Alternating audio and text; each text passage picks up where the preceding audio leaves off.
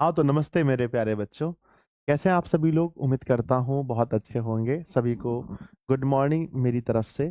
जल्दी से आप सभी लोग लाइव आ जाइए और आज की जो क्लास होने वाली है, ये क्लास प्यारे बच्चों संपूर्ण हिंदी को लेकर है। यानी अगर हिंदी के हम लोग दो पार्ट को जानते हैं, एक हमारा गोधूली बुक है और दूसरा हमारा वर्णिका बुक है।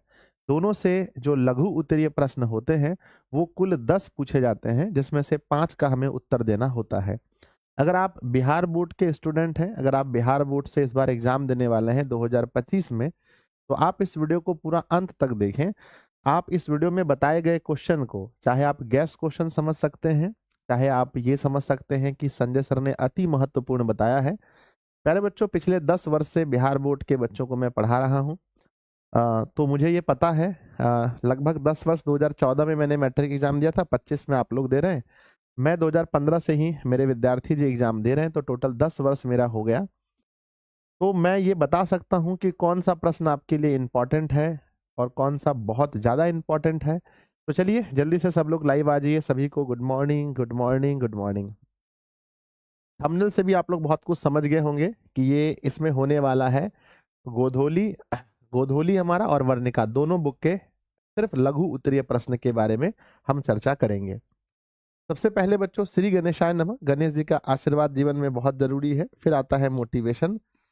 मोटिवेशन आज का हमें ये सीखना है, तेरे गिरने में तेरी हार नहीं, तो इंसान है अवतार नहीं। गिर, उठ, दौड़, चल, फिर भाग, क्योंकि जिंदगी संक्षिप्त है, इसका कोई सार नहीं।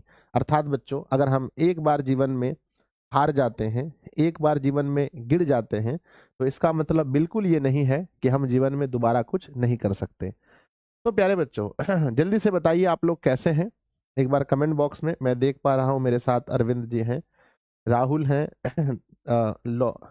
लक्ष्मी है, क्या नाम है, रोहित है। बहुत सारे मेरे प्यारे प्यारे विद्यार्थी जी लाइव क्लास में जुड़ चुके हैं। बताइए एक बार कैसे हैं आप लोग कमेंट बॉक्स में। सब लोग अच्छा है। नोटिफिकेशन नहीं आया गुरुजी। ठीक है, नोटिफिकेशन भेज दिया जा रहा है अभी टीम के द्वारा। पहले बताइए आप लोग कैसे हैं। बढ़िया है? बढ़िया है सब लोग? चलो, बहुत बढ़िया बात है ना। आइए विद्यार्थी जी, हम लोग सेशन को शुरू करते हैं। सेशन को शुरू करने से पहले वो सभी विद्यार्थी जी जो अभी तक हमारे किसी भी कोर्स में इनरोल नहीं है और आप चाहते हैं कि आपको सभी नोट्स मिले, तो आप इस बैच को एप्लीकेशन पे जाकर दिशा ऑनलाइन क्लासेस ऐप में जाकर सारथी बैच को परचेस करें। 151 रुपीज में आपको ऑल सब्जेक्ट का नोट्स मिलता है। ये बहुत बड़ी बात है बच्चों। जैसा कि आप लोग जानते होंगे, फिर भी मैं आपको एक बार पूछता हूं, क्या आपको पता है कि हमारे एग्जाम में, बोर्ड एग्जाम में 2 अंक के प्रश्नों की संख्या कितनी पूछी जाती है? 2 अंक के प्रश्न कह ले, है ना मेरे बच्चे। तो 2 अंक के प्रश्न कितने पूछे जाते हैं और उनमें से हमें कितने का जवाब देना होता है? तो 2 अंक के प्रश्न अगर हम देखें तो 10 में, है ना, 10 में 5 का उत्तर देना होता है। 10 में 5 का उत्तर देना होता है। आज की वीडियो में हम आपको जितने भी क्वेश्चन बताने वाले हैं, आपको लघु उत्तरीय प्रश्न के लिए इसके अलावा और कुछ पढ़ने की आवश्यकता नहीं है। और 10 में से आप भरोसा कीजिए, यहाँ से 6 प्रश्न मिनिमम बच्चों, मिनिमम जो आपका एग्जाम होगा, मिनिमम जो है, यहाँ आपका 10 में से 6 क्वेश्चन कम से कम पूछे जाएंगे। और आपको बनाना कितना है? 5। इसमें से हमारा एक बुक से आता है या दोनों बुक से क्वेश्चन? बताइएगा, एक बुक से या दोनों बुक से? तो दोनों बुक से। एक बुक जिसका नाम है गोधूली, जहां से टोटल 7 क्वेश्चन रहते हैं, और एक बुक है जिसका नाम है वर्णिका, जहां से टोटल 3 क्वेश्चन रहते हैं। तो बच्चों, टोटल हमारे क्वेश्चन की जो संख्या है वो 10 है। एक में 7 है और दूसरे में 3 है। आइए हम शुरू करते हैं। पहला सवाल, हम उम्मीद करते हैं आप लोग हिंदी एक बार पहले पढ़ चुके हैं। यहाँ सिर्फ हम आपको इंपॉर्टेंट क्वेश्चन बता रहे हैं।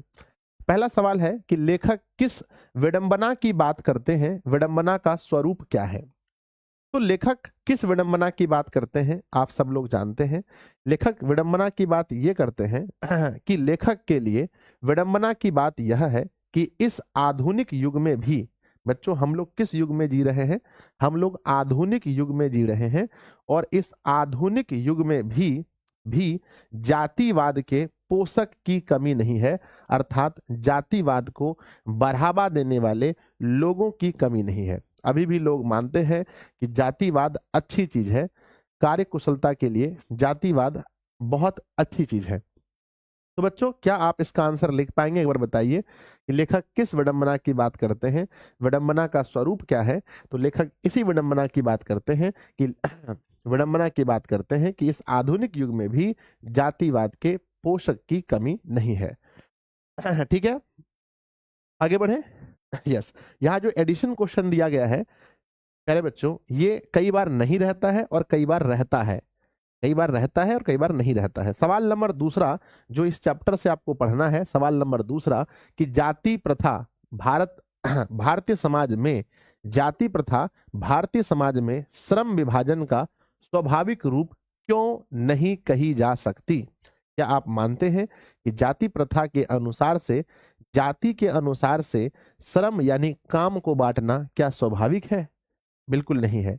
कुछ बहुत ऐसे लोग होते हैं, जैसे मान लीजिए कि कोई बच्चों नाई में मतलब नाई उनके पिताजी हैं और उनका जन्म हो गया और उनके पास कोई और दूसरी नॉलेज है, तो क्या वो नाई ही बने या कुछ और बने? बच्चों बताओ, मान लीजिए कि कोई लड़का नाई के घर में पैदा हुआ और उसके पास कोई अलग टाइप का नॉलेज है, तो क्या वो नाई ही बने या अलग टाइप का जो नॉलेज है वो बने? तो बच्चों उन्हें अलग टाइप के नॉलेज में जाना चाहिए, लेकिन जाति प्रथा कहती है नहीं। जाति प्रथा भारतीय समाज में श्रम विभाजन का स्वाभाविक रूप क्यों नहीं कही जा सकती? तो लिखेंगे बच्चों, आंसर लिखेंगे कि भारत की जाति प्रथा एक और, है ना, भारत की जाति प्रथा की एक और विशेषता यह है कि यह श्रमिकों का अस्वाभाविक विभाजन ही नहीं करती, बल्कि श्रमिकों को एक दूसरे से ऊंच नीच दर्शाती है। क्या करती है? एक दूसरे को ऊंच नीच दर्शाती है, जो विश्व के किसी भी जाति, है ना, विश्व के किसी भी समाज में नहीं पाया जाता है, विश्व के किसी भी समाज में नहीं पाया जाता है। अतः अतः अतः जाति के अनुसार, है ना, जाति के अनुसार श्रम का विभाजन, जाति के अनुसार किसका विभाजन? श्रम का विभाजन स्वाभाविक नहीं है। अर्थात जाति के अनुसार श्रम का विभाजन स्वाभाविक नहीं है, क्योंकि श्रम के अनुसार लोगों को हम ऊंच नीच भी दर्शाते हैं कि ये काम करने वाला अच्छे लेवल का है। अगर कोई बच्चों डॉक्टर साहब है, मान लीजिए कोई डॉक्टर साहब है, और नहीं, डॉक्टर साहब को छोड़िए, एक पंडित जी है और एक नाई है, आप ज्यादा सम्मान किसको देंगे? चाहे नॉलेज किसी के पास भी ज्यादा हो, आप ज्यादा सम्मान किसको देंगे? एक बार कमेंट बॉक्स में लिखिए। या समाज किसको ज्यादा सम्मान देता है, एक पंडित जी को या एक नाई को? आप सब लोग कहेंगे एक पंडित जी को, क्योंकि उनकी जाति पंडित है और उनका काम है पूजा करना, और नाई का काम है केस काटना या पंडित जी का सहयोग करना। ठीक है ना? चलिए विद्यार्थी जी, अगर आपने इस क्लास को शेयर नहीं किया है तो आप अपने अपने दोस्तों के पास शेयर जरूर करें, ताकि जो लोग नहीं जुड़े हैं क्लास में वो लोग भी क्लास में जुड़ सके। थोड़ा सा कष्ट कीजिए आप लोग। सवाल नंबर तीसरा जो इस चैप्टर का बहुत इंपॉर्टेंट क्वेश्चन है, और एक चैप्टर में मैंने 3 क्वेश्चन ही दिया है, हाईएस्ट क्वेश्चन है कि जाति प्रथा भारत में बेरोजगारी का एक प्रमुख और प्रत्यक्ष कारण कैसे बनी हुई है? तो बच्चों जाति प्रथा भारत में बेरोजगारी का एक कारण कैसे बनी हुई है? क्योंकि हम जानते हैं कि जाति प्रथा के अनुसार बच्चों हम कोई भी ऐसा काम नहीं कर सकते जो हमारे दादाजी, हमारे परदादाजी या हमारे पापा या हमारे भैया लोग नहीं किए हैं। तो कहते हैं कि भारत में जाति प्रथा लोगों को कोई भी ऐसा कार्य चुनने नहीं देती जो उनके पूर्वजों ने नहीं किया हो, यानी हमारे दादा पापा भैया लोगों ने नहीं किया हो। लोग अपने पूर्वजों का ही कार्य चुनते हैं, जिसके कारण जाति प्रथा भारत में बेरोजगारी का प्रत्यक्ष और प्रमुख कारण बनी हुई है। तो प्यारे बच्चों क्या आप लिख सकते हैं, एग्जाम में क्वेश्चन आएगा कि जाति प्रथा भारत में बेरोजगारी का एक प्रमुख और प्रत्यक्ष कारण कैसे बनी हुई है? तो क्या आप बता देंगे कि सर चूंकि हम लोग अपने पूर्वजों का काम ही चुनते हैं, जो हमारे दादा परदादा ने किया है उसी काम को चुनते हैं, इसीलिए। और बच्चों जब हम उसी काम को चुनेंगे तो फिर काम की कमी पड़ेगी, है ना, काम की कमी पड़ेगी और प्यारे बच्चों हम बेरोजगार रह जाएंगे। चलिए आगे बढ़े। एक बार पोल किया गया है नीचे, आप लोग पोल पर भी बटन दबा देना बच्चों। एक बार पोलिंग हुआ है, आप लोग पोल भी कर देना, नीचे एक पोल दिया गया है। तो पहला चैप्टर से आपको 3 क्वेश्चन ही पढ़ना है। क्या आप इन तीनों प्रश्नों की तैयारी कर लेंगे? पहला प्रश्न, लेखक किस विडंबना की बात करते हैं? पहला क्वेश्चन था। प्रश्न नंबर दूसरा, जाति प्रथा भारतीय समाज में श्रम विभाजन का स्वाभाविक रूप क्यों नहीं कही जा सकती है? यह है क्योंकि यह बच्चों स्वाभाविक रूप इसलिए नहीं है क्योंकि श्रम के अनुसार से हम व्यक्ति को भी जस्टिफाई करने लगते हैं, ये अच्छा काम करने वाला है, ये गलत काम करने वाला है। तीसरा क्वेश्चन था इस चैप्टर का कि जाति प्रथा भारत में बेरोजगारी का प्रमुख और प्रत्यक्ष कारण कैसे है? क्योंकि हमें जाति प्रथा कोई भी ऐसा काम चुनने नहीं देती जो हमारे पूर्वजों ने नहीं किया हो। चलिए बढ़ते हैं चैप्टर नंबर दूसरे पर। चैप्टर नंबर दूसरा में 2 क्वेश्चन हमने इंपॉर्टेंट दिया है, जो 2 ही क्वेश्चन आपको पढ़ना है इस चैप्टर में। पहला कि खोखा किन मामलों में अपवाद था? आप लोग चैप्टर नंबर 2 पढ़े होंगे, 20 के दांत, वहां आप लोगों ने पढ़ा होगा कि खोखा किन मामलों में अपवाद था। तो बच्चों, सेन साहब का बेटा कासू या खोखा घर में बनाए गए नियम के मामले में अपवाद था। जैसे इनकी बहनें थी, वो हंस नहीं सकती थी, इनकी बहनें कोई सामान तोड़ नहीं सकती थी, इनकी बहनें खेल कूद नहीं सकती थी, लेकिन इसका भाई जो खोखा था वो घर में कुछ भी कर सकता था बच्चों। चलिए तो बढ़े आगे। यस, तो कहते हैं एक विद्यार्थी जी ने, देखो मैं ना कमेंट के बहुत खिलाफ हूं आजकल, मुझे बहुत खिलाफ लगता है कमेंट के, जो कुछ भी कमेंट करके चले जाते हैं बहुत खिलाफ लगते हैं। तो सेन साहब का बेटा कासू या खोखा घर में बनाए गए नियम के मामलों में अपवाद था। वह हमेशा अपने मन के अनुसार ही कार्य करता था, पर लड़कियों को ऐसी आजादी नहीं थी। क्या बच्चों आपने याद कर लिया है इस क्वेश्चन को? बोलो हाँ या ना। इंपॉर्टेंट क्वेश्चन है, याद कर लीजिएगा नहीं किया है तो। अगला क्वेश्चन है कि खोखा है ना खोखा बोलो या कासू, कासू और मदन के बीच झगड़े का कारण क्या था? ये क्वेश्चन बहुत इंपॉर्टेंट है इस चैप्टर का कि कासू और मदन के बीच झगड़े का कारण क्या था। आप लोग जानते हैं कि उनके ड्राइवर साहब ने जो कासू के ड्राइवर साहब ने मदन को, है ना, मदन को मेरे विद्यार्थी जी सर रामबाण 750 का नोट्स कब मिलेगा? 2 विषय का मिला है, बाकी का आंसर चेक कर रहे हैं, नोट्स बन गया है, आज आपको मिल जाएगा। आप जानते हैं कि दोनों के बीच में लड़ाई का कारण मदन के मन में बहुत पहले से ही था, क्योंकि कासू के ड्राइवर साहब ने मदन को धक्का दिया था, याद है आपको? हाँ। और दूसरा बात यह था कि ये लोग लट्टू घुमाने का खेल खेल रहे थे। कहते हैं इस प्रसंग संघ के अनुसार, है ना, सॉरी, अच्छा ये क्वेश्चन में और बड़ा है, इस प्रसंग के द्वारा लेखक क्या दिखाना चाहते हैं? तो कहते हैं कि कासू और मदन के बीच झगड़े का कारण लट्टू घुमाने का खेल था। इस प्रसंग बच्चों के द्वारा लेखक यह बताना चाहते हैं कि झोपड़ी वाले लोग भी अपने अपमान का बदला ले सकते हैं, जैसा कि मदन ने कासू के दांत तोड़कर लिया था।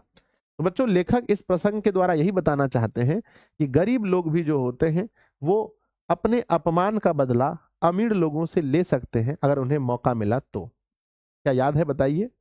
क्या आपको याद है बच्चों? हाँ बिल्कुल याद होगा। सवाल नंबर चलते हैं 6 पर। इस चैप्टर से 2 ही क्वेश्चन आपको पढ़ना है।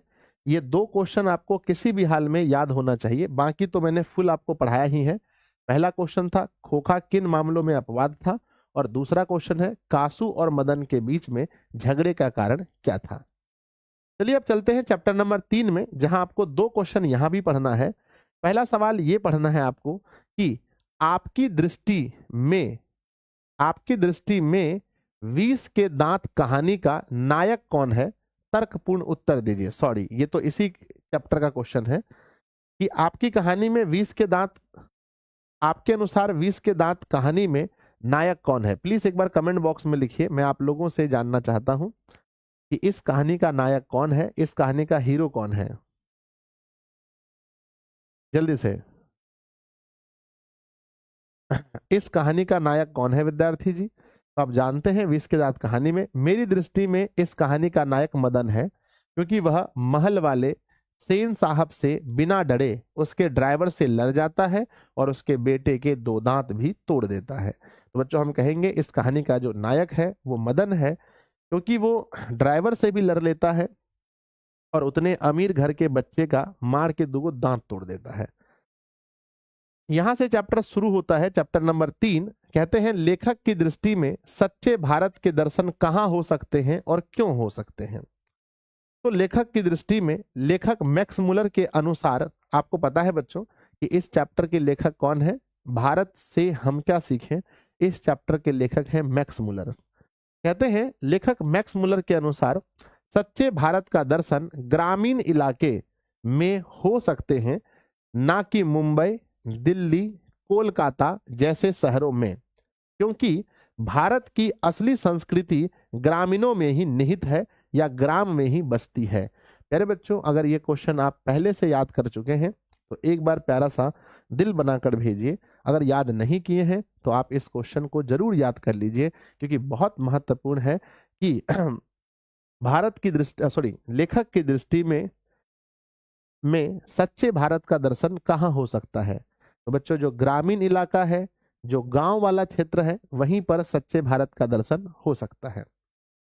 सवाल नंबर हमारा, आगे बढ़ते हैं, चैप्टर नंबर सवाल नंबर हमारा 8। सवाल नंबर 8 कह रहा है धर्मों की दृष्टि से भारत का क्या महत्व है। आप जानते हैं कि भारत में अलग अलग धर्म के लोग रहते हैं, तो धर्मों की दृष्टि से भारत का विशेष महत्व है। यहाँ विभिन्न धर्मों के लोग यहाँ विभिन्न धर्मों के लोग जैसे हिंदू, मुस्लिम, सिख, ईसाई, जैनी, बोधि, पारसी, यहूदी आपस में मिलजुल कर रहते हैं। विश्व के किसी भी देश में ऐसी व्यवस्था नहीं है। तो प्यारे बच्चों, क्या आप इन प्रश्नों का आंसर याद कर चुके हैं? नहीं तो याद कर लीजिएगा कि धर्मों की दृष्टि से भारत का क्या महत्व है। तो धर्मों की दृष्टि से भारत का विशेष महत्व है। यहाँ पर विभिन्न धर्मों के लोग एक साथ बहुत शांति से रहते हैं। चलिए बढ़ते हैं चैप्टर नंबर 4 की ओर। और चैप्टर नंबर 4 आप लोगों ने पढ़ा होगा, जिसका नाम है नाखून क्यों बढ़ते हैं। अब आपको बताना है इसके लेखक जी का नाम। नाखून क्यों बढ़ते हैं, यह एक ललित निबंध है। इसके लेखक कौन है, एक बार कमेंट बॉक्स में लिखेंगे बहुत फास्ट में। सर पीडीएफ मिलेगा ना? हाँ हाँ, पीडीएफ तो मिलेगा, पर आप पढ़ लीजिए पहले इसके लेखक कौन है। यस, आंसर आना स्टार्ट हो गया, हजारी प्रसाद द्विवेदी, है ना। हजारी प्रसाद द्विवेदी इसके लेखक हैं। क्वेश्चन कह रहा है लेखक के द्वारा नाखूनों को अस्त्र के रूप में देखना कहां तक संगत है। अस्त्र जिससे हम अपनी सुरक्षा करते हैं। तो बच्चों, पहले के जमाने में जब हम जंगलों में, हमारे पूर्वज जंगलों में रहते थे और उनके ऊपर किसी पशु के द्वारा हमला किया जाता था, तो फिर नाखूनों से हम उन पशु पर हमला करते थे या उन पशु से अपनी सुरक्षा, अपनी रक्षा करते थे। तो बच्चों, हम कह सकते हैं कि नाखून एक अस्त्र है, क्योंकि इनका प्रयोग अपनी सुरक्षा के लिए हम करते थे। कहते हैं लेखक द्वारा नाखूनों को अस्त्र के रूप में देखना काफी हद तक संगत है, क्योंकि अस्त्र से हम अपनी सुरक्षा करते हैं। क्योंकि लाखों वर्ष पहले हम आदि मानव थे और अपनी सुरक्षा के लिए नाखूनों का प्रयोग करते थे, इसलिए नाखूनों को अस्त्र के रूप में देखना काफी हद तक संगत है, यानी काफी हद तक सही है। हमें उम्मीद है कि आप इस क्वेश्चन को पहले ही याद कर चुके होंगे कि हमें ऐसे ऐसे परीक्षा में लिखना है। 10 नंबर क्वेश्चन कह रहा है कि मनुष्य बार बार अपने नाखूनों को क्यों काटता है। मनुष्य बार बार अपने नाखूनों को क्यों काटता है।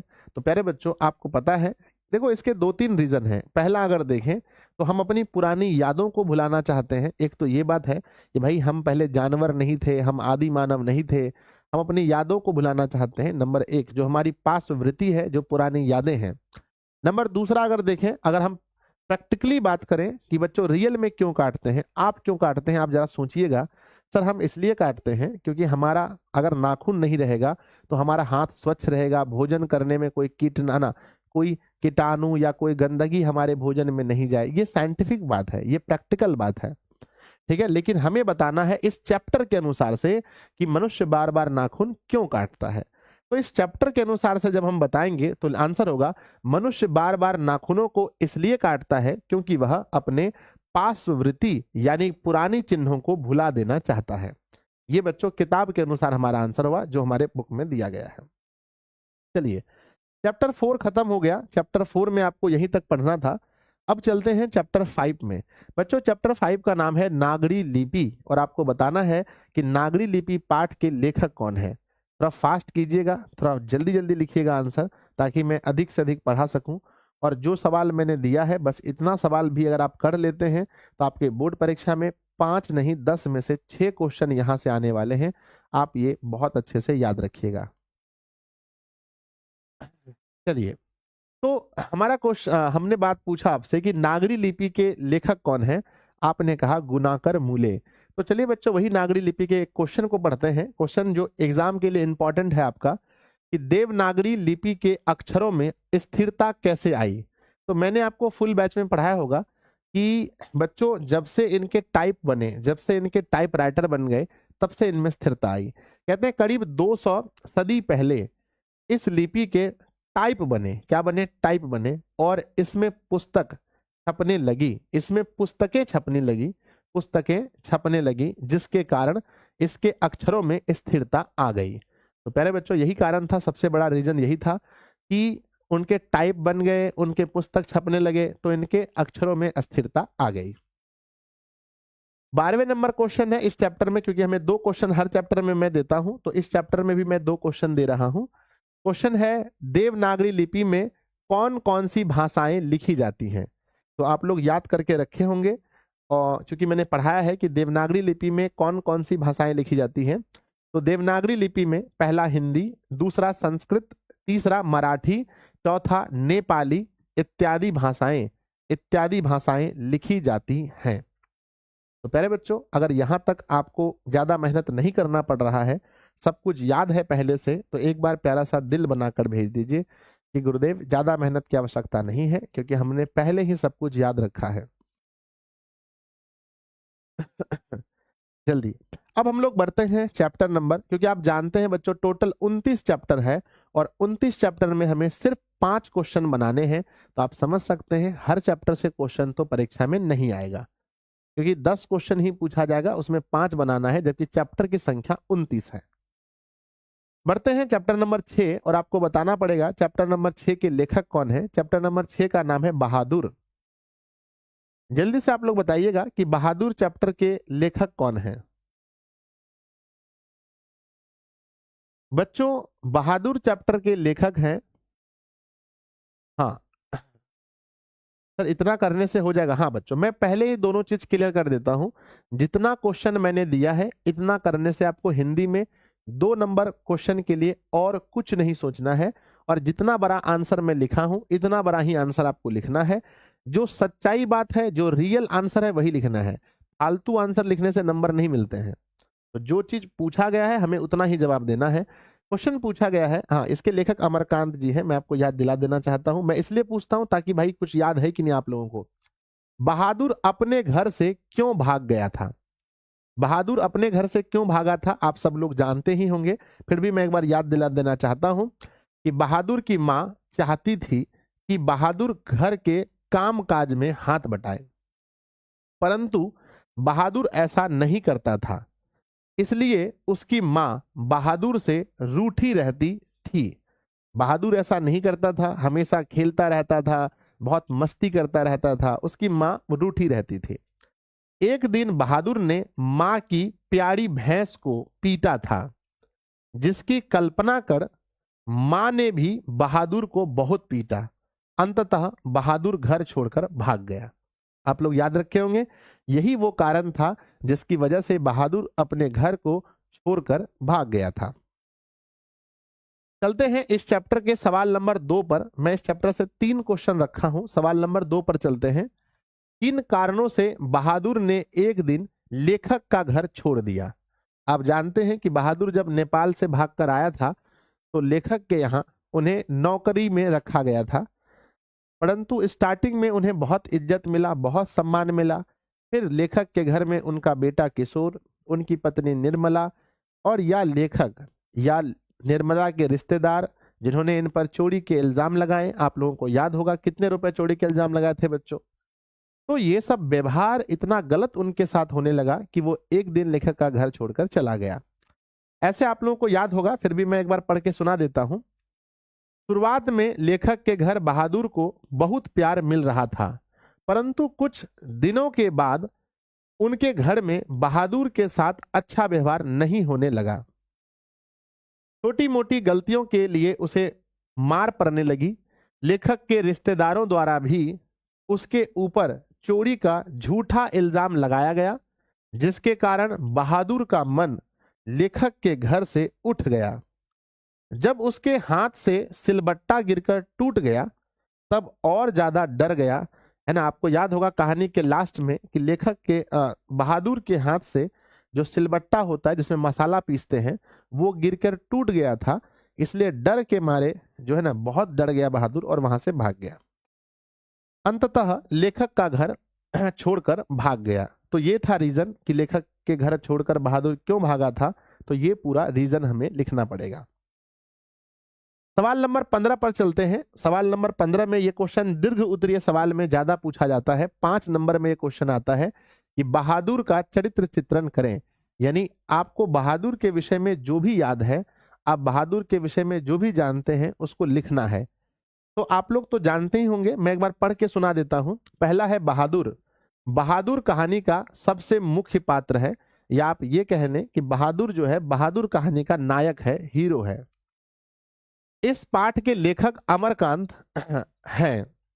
बहादुर जिसका घर बिहार नेपाल के बॉर्डर पर था, एक दिन मां के हाथ से मार खाकर बहादुर गोरखपुर भाग आया था। लेखक ने बहादुर को अपने घर पर नौकर बना लिया। बहादुर जो कि 12-13 वर्ष का एक हंसमुख लड़का था, शुरुआत में वह लेखक के यहाँ परिवार के एक सदस्य के जैसा रहा, परंतु कुछ दिनों के बाद उसे छोटी छोटी गलती करने पर भी गाली और मार मिलने लगी। बहादुर पर झूठे चोरी के आरोप भी लगे, जिसके कारण वह लेखक के यहाँ काफी उदास रहने लगा और एक दिन लेखक का घर छोड़कर चला गया। ये बच्चों बहादुर के विषय में आपको लिखना है, और इस क्वेश्चन को लिखने के लिए आपको पूरे के पूरे कितने अंक मिलेंगे? 5 अंक मिलेंगे। क्योंकि ये क्वेश्चन 2 नंबर में भी पूछा जाता है, इसलिए मैंने 2 नंबर में भी रख दिया। अगर 5 नंबर में पूछा जाएगा तो थोड़ा सा 2-3 लाइन और जोड़ करके लिख दीजिएगा। तो प्यारे बच्चों आप लोग मुझे बताइए क्या हो जाएगा। अगर ये प्रश्न 5 नंबर में आता है तो क्या आप 1-2 लाइन अपने मन से जोड़ करके जो आपने चैप्टर में पढ़ा है और इस आंसर को थोड़ा बड़ा कर देंगे? तो एक बार हाँ लिख करके भेजिए कि गुरुदेव ये मेरे लिए बहुत आसान होगा परीक्षा में, कि अगर ये सवाल 5 नंबर में पूछा जाता है तो मैं प्रयास करूंगा या करूंगी कि 1-2 लाइन और बढ़ा करके लिख दिया जाए।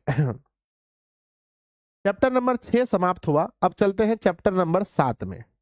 चैप्टर नंबर 7 से हम सिर्फ और सिर्फ एक क्वेश्चन आपको देंगे। चैप्टर नंबर 7 का नाम था परंपरा का मूल्यांकन।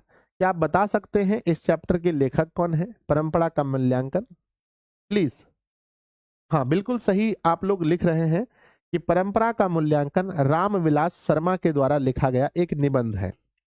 यहां से सिर्फ एक क्वेश्चन आपको पढ़ना है। क्वेश्चन है परंपरा का ज्ञान किनके लिए सबसे ज्यादा आवश्यक है और क्यों?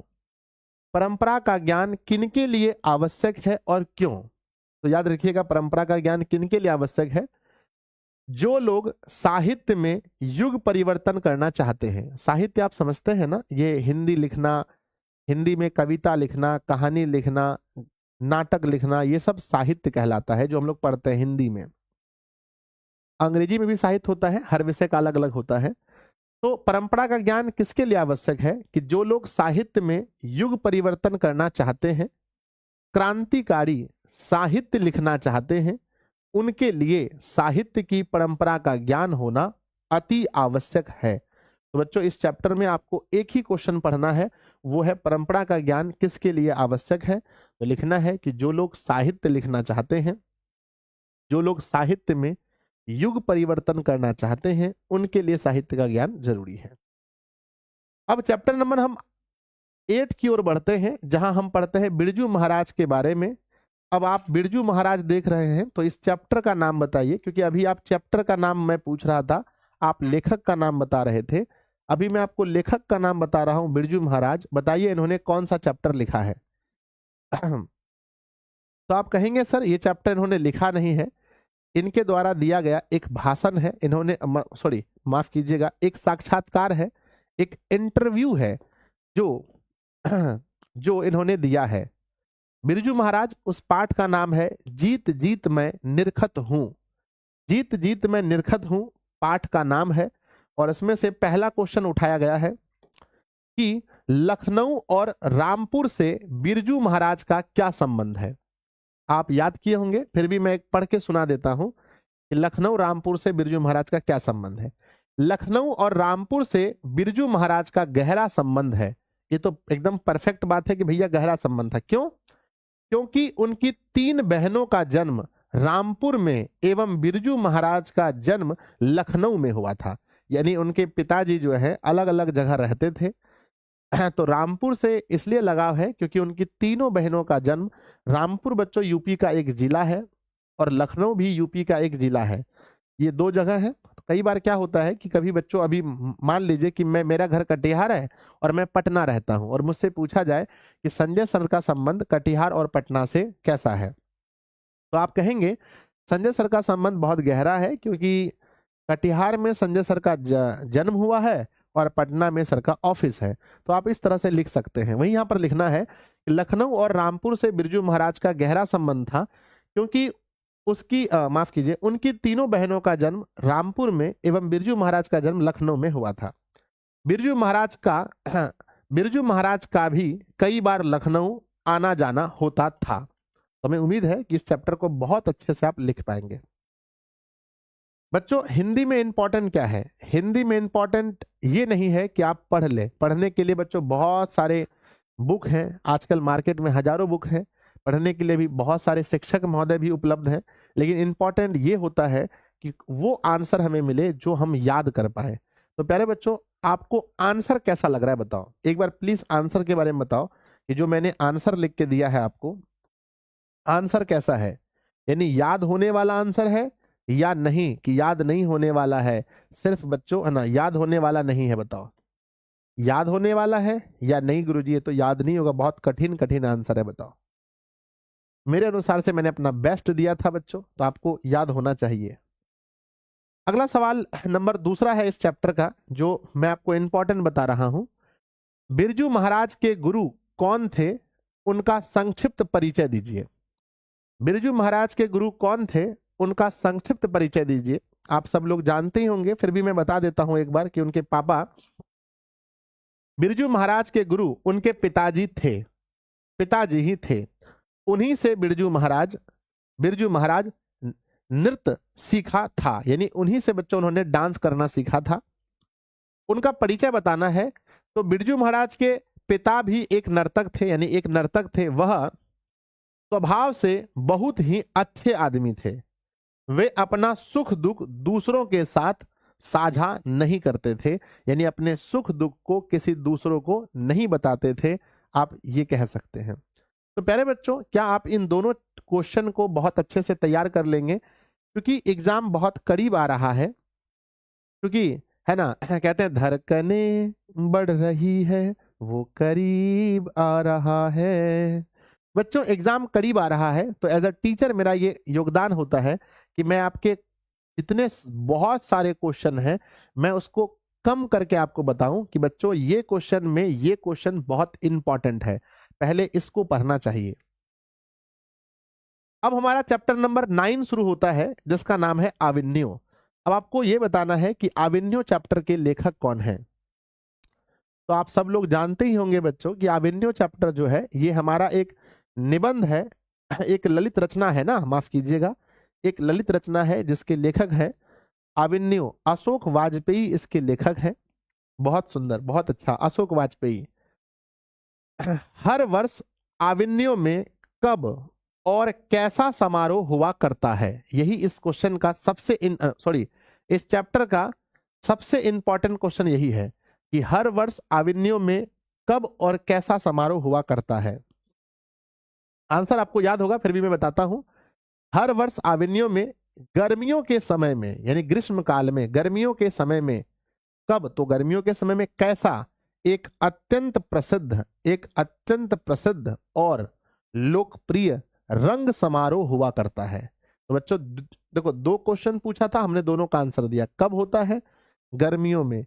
कैसा समारोह? तो अत्यंत प्रसिद्ध एवं लोकप्रिय रंग समारोह होता है। सवाल नंबर इस चैप्टर का एक ही था बच्चों जो आपको पढ़ना था, बस यही क्वेश्चन आपको याद करना है इस चैप्टर में, ठीक है ना। बाकी जो आपने फुल बैच में पढ़ा है वो तो पढ़ा है, इसको इंपॉर्टेंट ज्यादा देना। चैप्टर नंबर 10 आप बताइएगा कि मछली कहानी के लेखक कौन है।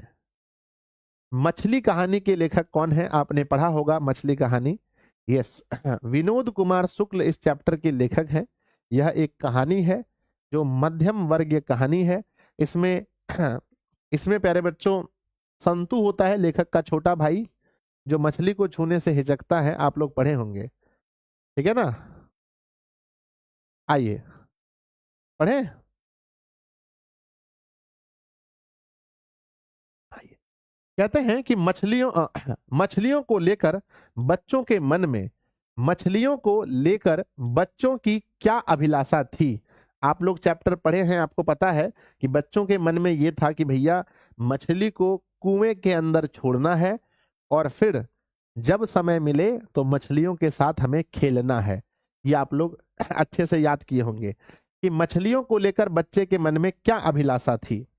तो आंसर आता है कि बच्चे मछलियों के साथ खेलना चाहते थे, जिसके लिए वह किसी एक मछली को कुएं में भी छोड़ना चाहते थे, ताकि जब मन हो वहां से मछली निकाल कर खेल सके। यही था ना बच्चों के मन में, तो यही था ना भैया मछली को लेकर के, भाई मछली के साथ हमें तो खेलना है।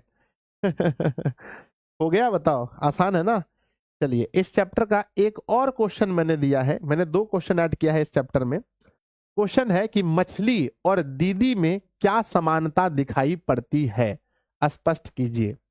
आपको पता होगा इस चैप्टर में मैंने पढ़ाया था कि जैसे जल से यानी पानी से मछली को बाहर कर दिया जाए तो मछली बहुत छटपटाती है, उसी प्रकार से दीदी कहा जाता है। दीदी अपने घर में बंद होकर के बहुत छटपटा रही थी, बहुत रो रही थी।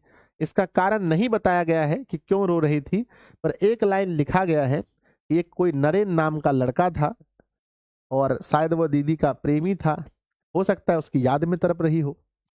कहते हैं कहते हैं बच्चों कि मछली और दीदी में क्या समानता दिखाई पड़ती है, स्पष्ट कीजिए। लेखक के अनुसार मछली और दीदी में यह समानता दिखाई पड़ी, यह समानता दिखाई पड़ी कि मछली जल से बाहर तड़प रही थी, मछली जो है वो जल से बाहर तड़प रही थी और दीदी घर के अंदर तड़प रही थी। दोनों में यही था, दोनों में समानता यही था कि मछली जो है जल से बाहर तड़प रही थी और दीदी जो है वो घर के अंदर तड़प रही थी। प्यारे बच्चों, हम उम्मीद करते हैं इस चैप्टर के दोनों गैस क्वेश्चन को आप याद कर लेंगे कि मछलियों को लेकर बच्चों के मन में क्या अभिलाषा थी, पहला गैस क्वेश्चन है, और दूसरा गैस क्वेश्चन है कि मछली और दीदी में क्या समानता दिखाई पड़ी। बढ़ते हैं चैप्टर नंबर 11, और चैप्टर नंबर 11 में प्यारे बच्चों हमने आपको फिर से दो क्वेश्चन इसमें दिया है। चैप्टर नंबर 11 है नौबत खाने में इबादत। आप बताइएगा नौबत खाने में इबादत के लेखक कौन है? जल्दी से बच्चों, नौबत खाने में इबादत यह एक व्यक्ति चित्र है, यानी किसी एक खास व्यक्ति के विषय में इस चैप्टर को लिखा गया है। अगर आपको याद नहीं आ रहा है तो मैं याद दिला देना चाहता हूं कि नौबत खाने में इबादत के लेखक यतीन्द्र मिश्र हैं और उन्होंने बिस्मिल्लाह खां के बारे में लिखा है, जो एक बहुत ही अच्छे आप कह सकते हैं क्या बजाते थे। तो प्यारे बच्चों बजाते क्या थे बिस्मिल्लाह खां? तो सहनाई बजाते थे। हाँ, शादी में जो बजता है सहनाई, वो बजाते थे। क्वेश्चन देखिए, इस चैप्टर में दो क्वेश्चन जो आपको याद रखना है। एक है डुमराव की महत्ता किस कारण से है। जो डुमराव जगह है, जो बिहार में एक जगह है डुमराव, आखिर क्यों इतना फेमस है? अगर आपसे पूछे बच्चों कि कटिहार की महत्ता क्यों है, तो आप कहोगे सर आपके अनुसार से, ऐसे तो बहुत कुछ कटिहार में फेमस है, आपके अनुसार से आप बोलोगे कटिहार में संजय सर का घर है। आपके अनुसार से, ठीक है ना। ऐसे कटिहार में मैं तो कुछ भी नहीं हूं, कटिहार में बहुत कुछ फेमस है। डुमराव की महत्ता किस कारण से है, तो आप लिखेंगे डुमराव में नरकट नाम का पौधा पाया जाता है। जो नरकट है ना, नरकट, जिससे बच्चों शहनाई बजती है, तो डुमराव में नरकट नाम का पौधा पाया जाता है जिससे शहनाई बनाई जाती है। इसलिए डुमराव की महत्ता अधिक है।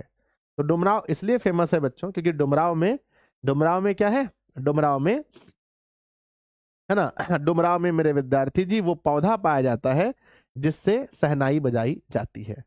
चलिए आगे बढ़ते हैं। सवाल नंबर दूसरा है, मुहर्रम पर्व से, ये गैस क्वेश्चन आपको दिया जा रहा है कि भैया मुहर्रम पर्व से बिस्मिल्लाह खां के जुड़ाव का परिचय पाठ के आधार पर दीजिए। यानी मुहर्रम पर्व से बिस्मिल्लाह खां का क्या संबंध है। बच्चों आप जानते हैं कि बिस्मिल्लाह खां बहुत अच्छी शहनाई बजाते थे, पर मुहर्रम पर्व के विषय में खैर तो हम लोग हिंदू धर्म से हैं तो ज्यादा मुहर्रम के बारे में नहीं जानते हैं, परंतु जहां तक मुझे पता है ना,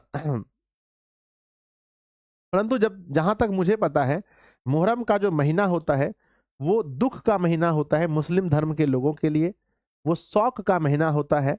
और बच्चों बिस्मिल्लाह खां जो है उस दिन शहनाई नहीं बजाते हैं, ठीक है ना, बिस्मिल्लाह खां उस दिन शहनाई नहीं बजाते हैं, यहां तक मुझे पता है।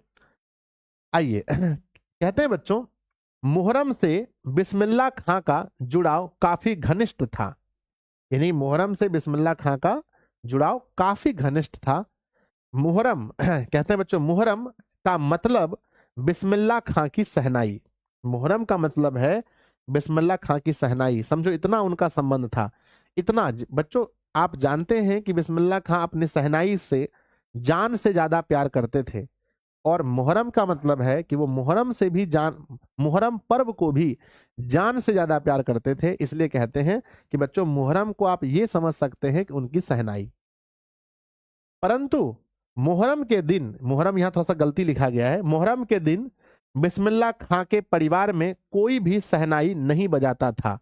आप जानते हैं बच्चों शहनाई सुख में बजता है या दुख में, तो शहनाई जो है सुख के दिन में बजते हैं या दुख के दिन में, तो शहनाई हमेशा खुशी में बजाया जाता है। क्योंकि मुहर्रम का महीना दुख का होता है, इसीलिए बिस्मिल्लाह खां वहां पर शहनाई नहीं बजाते थे। तो प्यारे बच्चों अगर हो जाएगा तो प्यारा सा दिल बनाकर भेजिए कि सर इस चैप्टर से भी कोई क्वेश्चन मिस होने नहीं देंगे। गैस क्वेश्चन मैंने जितना दिया है उतना ही आपको अच्छे से पढ़ लेना है। अब चलते हैं चैप्टर नंबर 12 जो गद्य खंड का अंतिम चैप्टर है। चैप्टर आप बाद में देखेंगे, आप लेखक को देख पा रहे हैं महात्मा गांधी जी। बच्चों महात्मा गांधी जी ने कौन सा पाठ लिखा है, कमेंट बॉक्स में लिखिए आप लोग। हमारे बुक में महात्मा गांधी जी ने कौन सा पाठ लिखा है। यस बिल्कुल सही आप लोग कह रहे हैं, शिक्षा और संस्कृति पाठ महात्मा गांधी जी ने लिखा है, जो एक शिक्षा शास्त्र है जहां से पढ़ के हमें बहुत नॉलेज मिलता है। पहला क्वेश्चन है इस चैप्टर में, मैंने 2 क्वेश्चन ऐड किए हैं गैस क्वेश्चन के रूप में। पहला है गांधी जी बढ़िया शिक्षा किसे कहते हैं। गांधी जी के अनुसार अच्छा गुड एजुकेशन क्या है। तो गांधी जी है ना, गांधी जी बच्चों माफ कीजिएगा, गांधी जी बढ़िया शिक्षा अहिंसक प्रतिरोध और व्यवहारिक शिक्षा को कहते हैं। अहिंसक प्रतिरोध का मतलब है कि अगर आप शिक्षित हैं तो आप कहीं हिंसा नहीं करेंगे। हिंसा मतलब किसी को बेफजूली किसी जीव की हत्या नहीं करेंगे, आप बिना बिना किसी कारण के किसी को उल्टा पुल्टा नहीं बोलेंगे, किसी से लड़ाई नहीं करेंगे। शिक्षा का मतलब है कि ज्ञानी व्यक्ति हमेशा विनम्र होता है।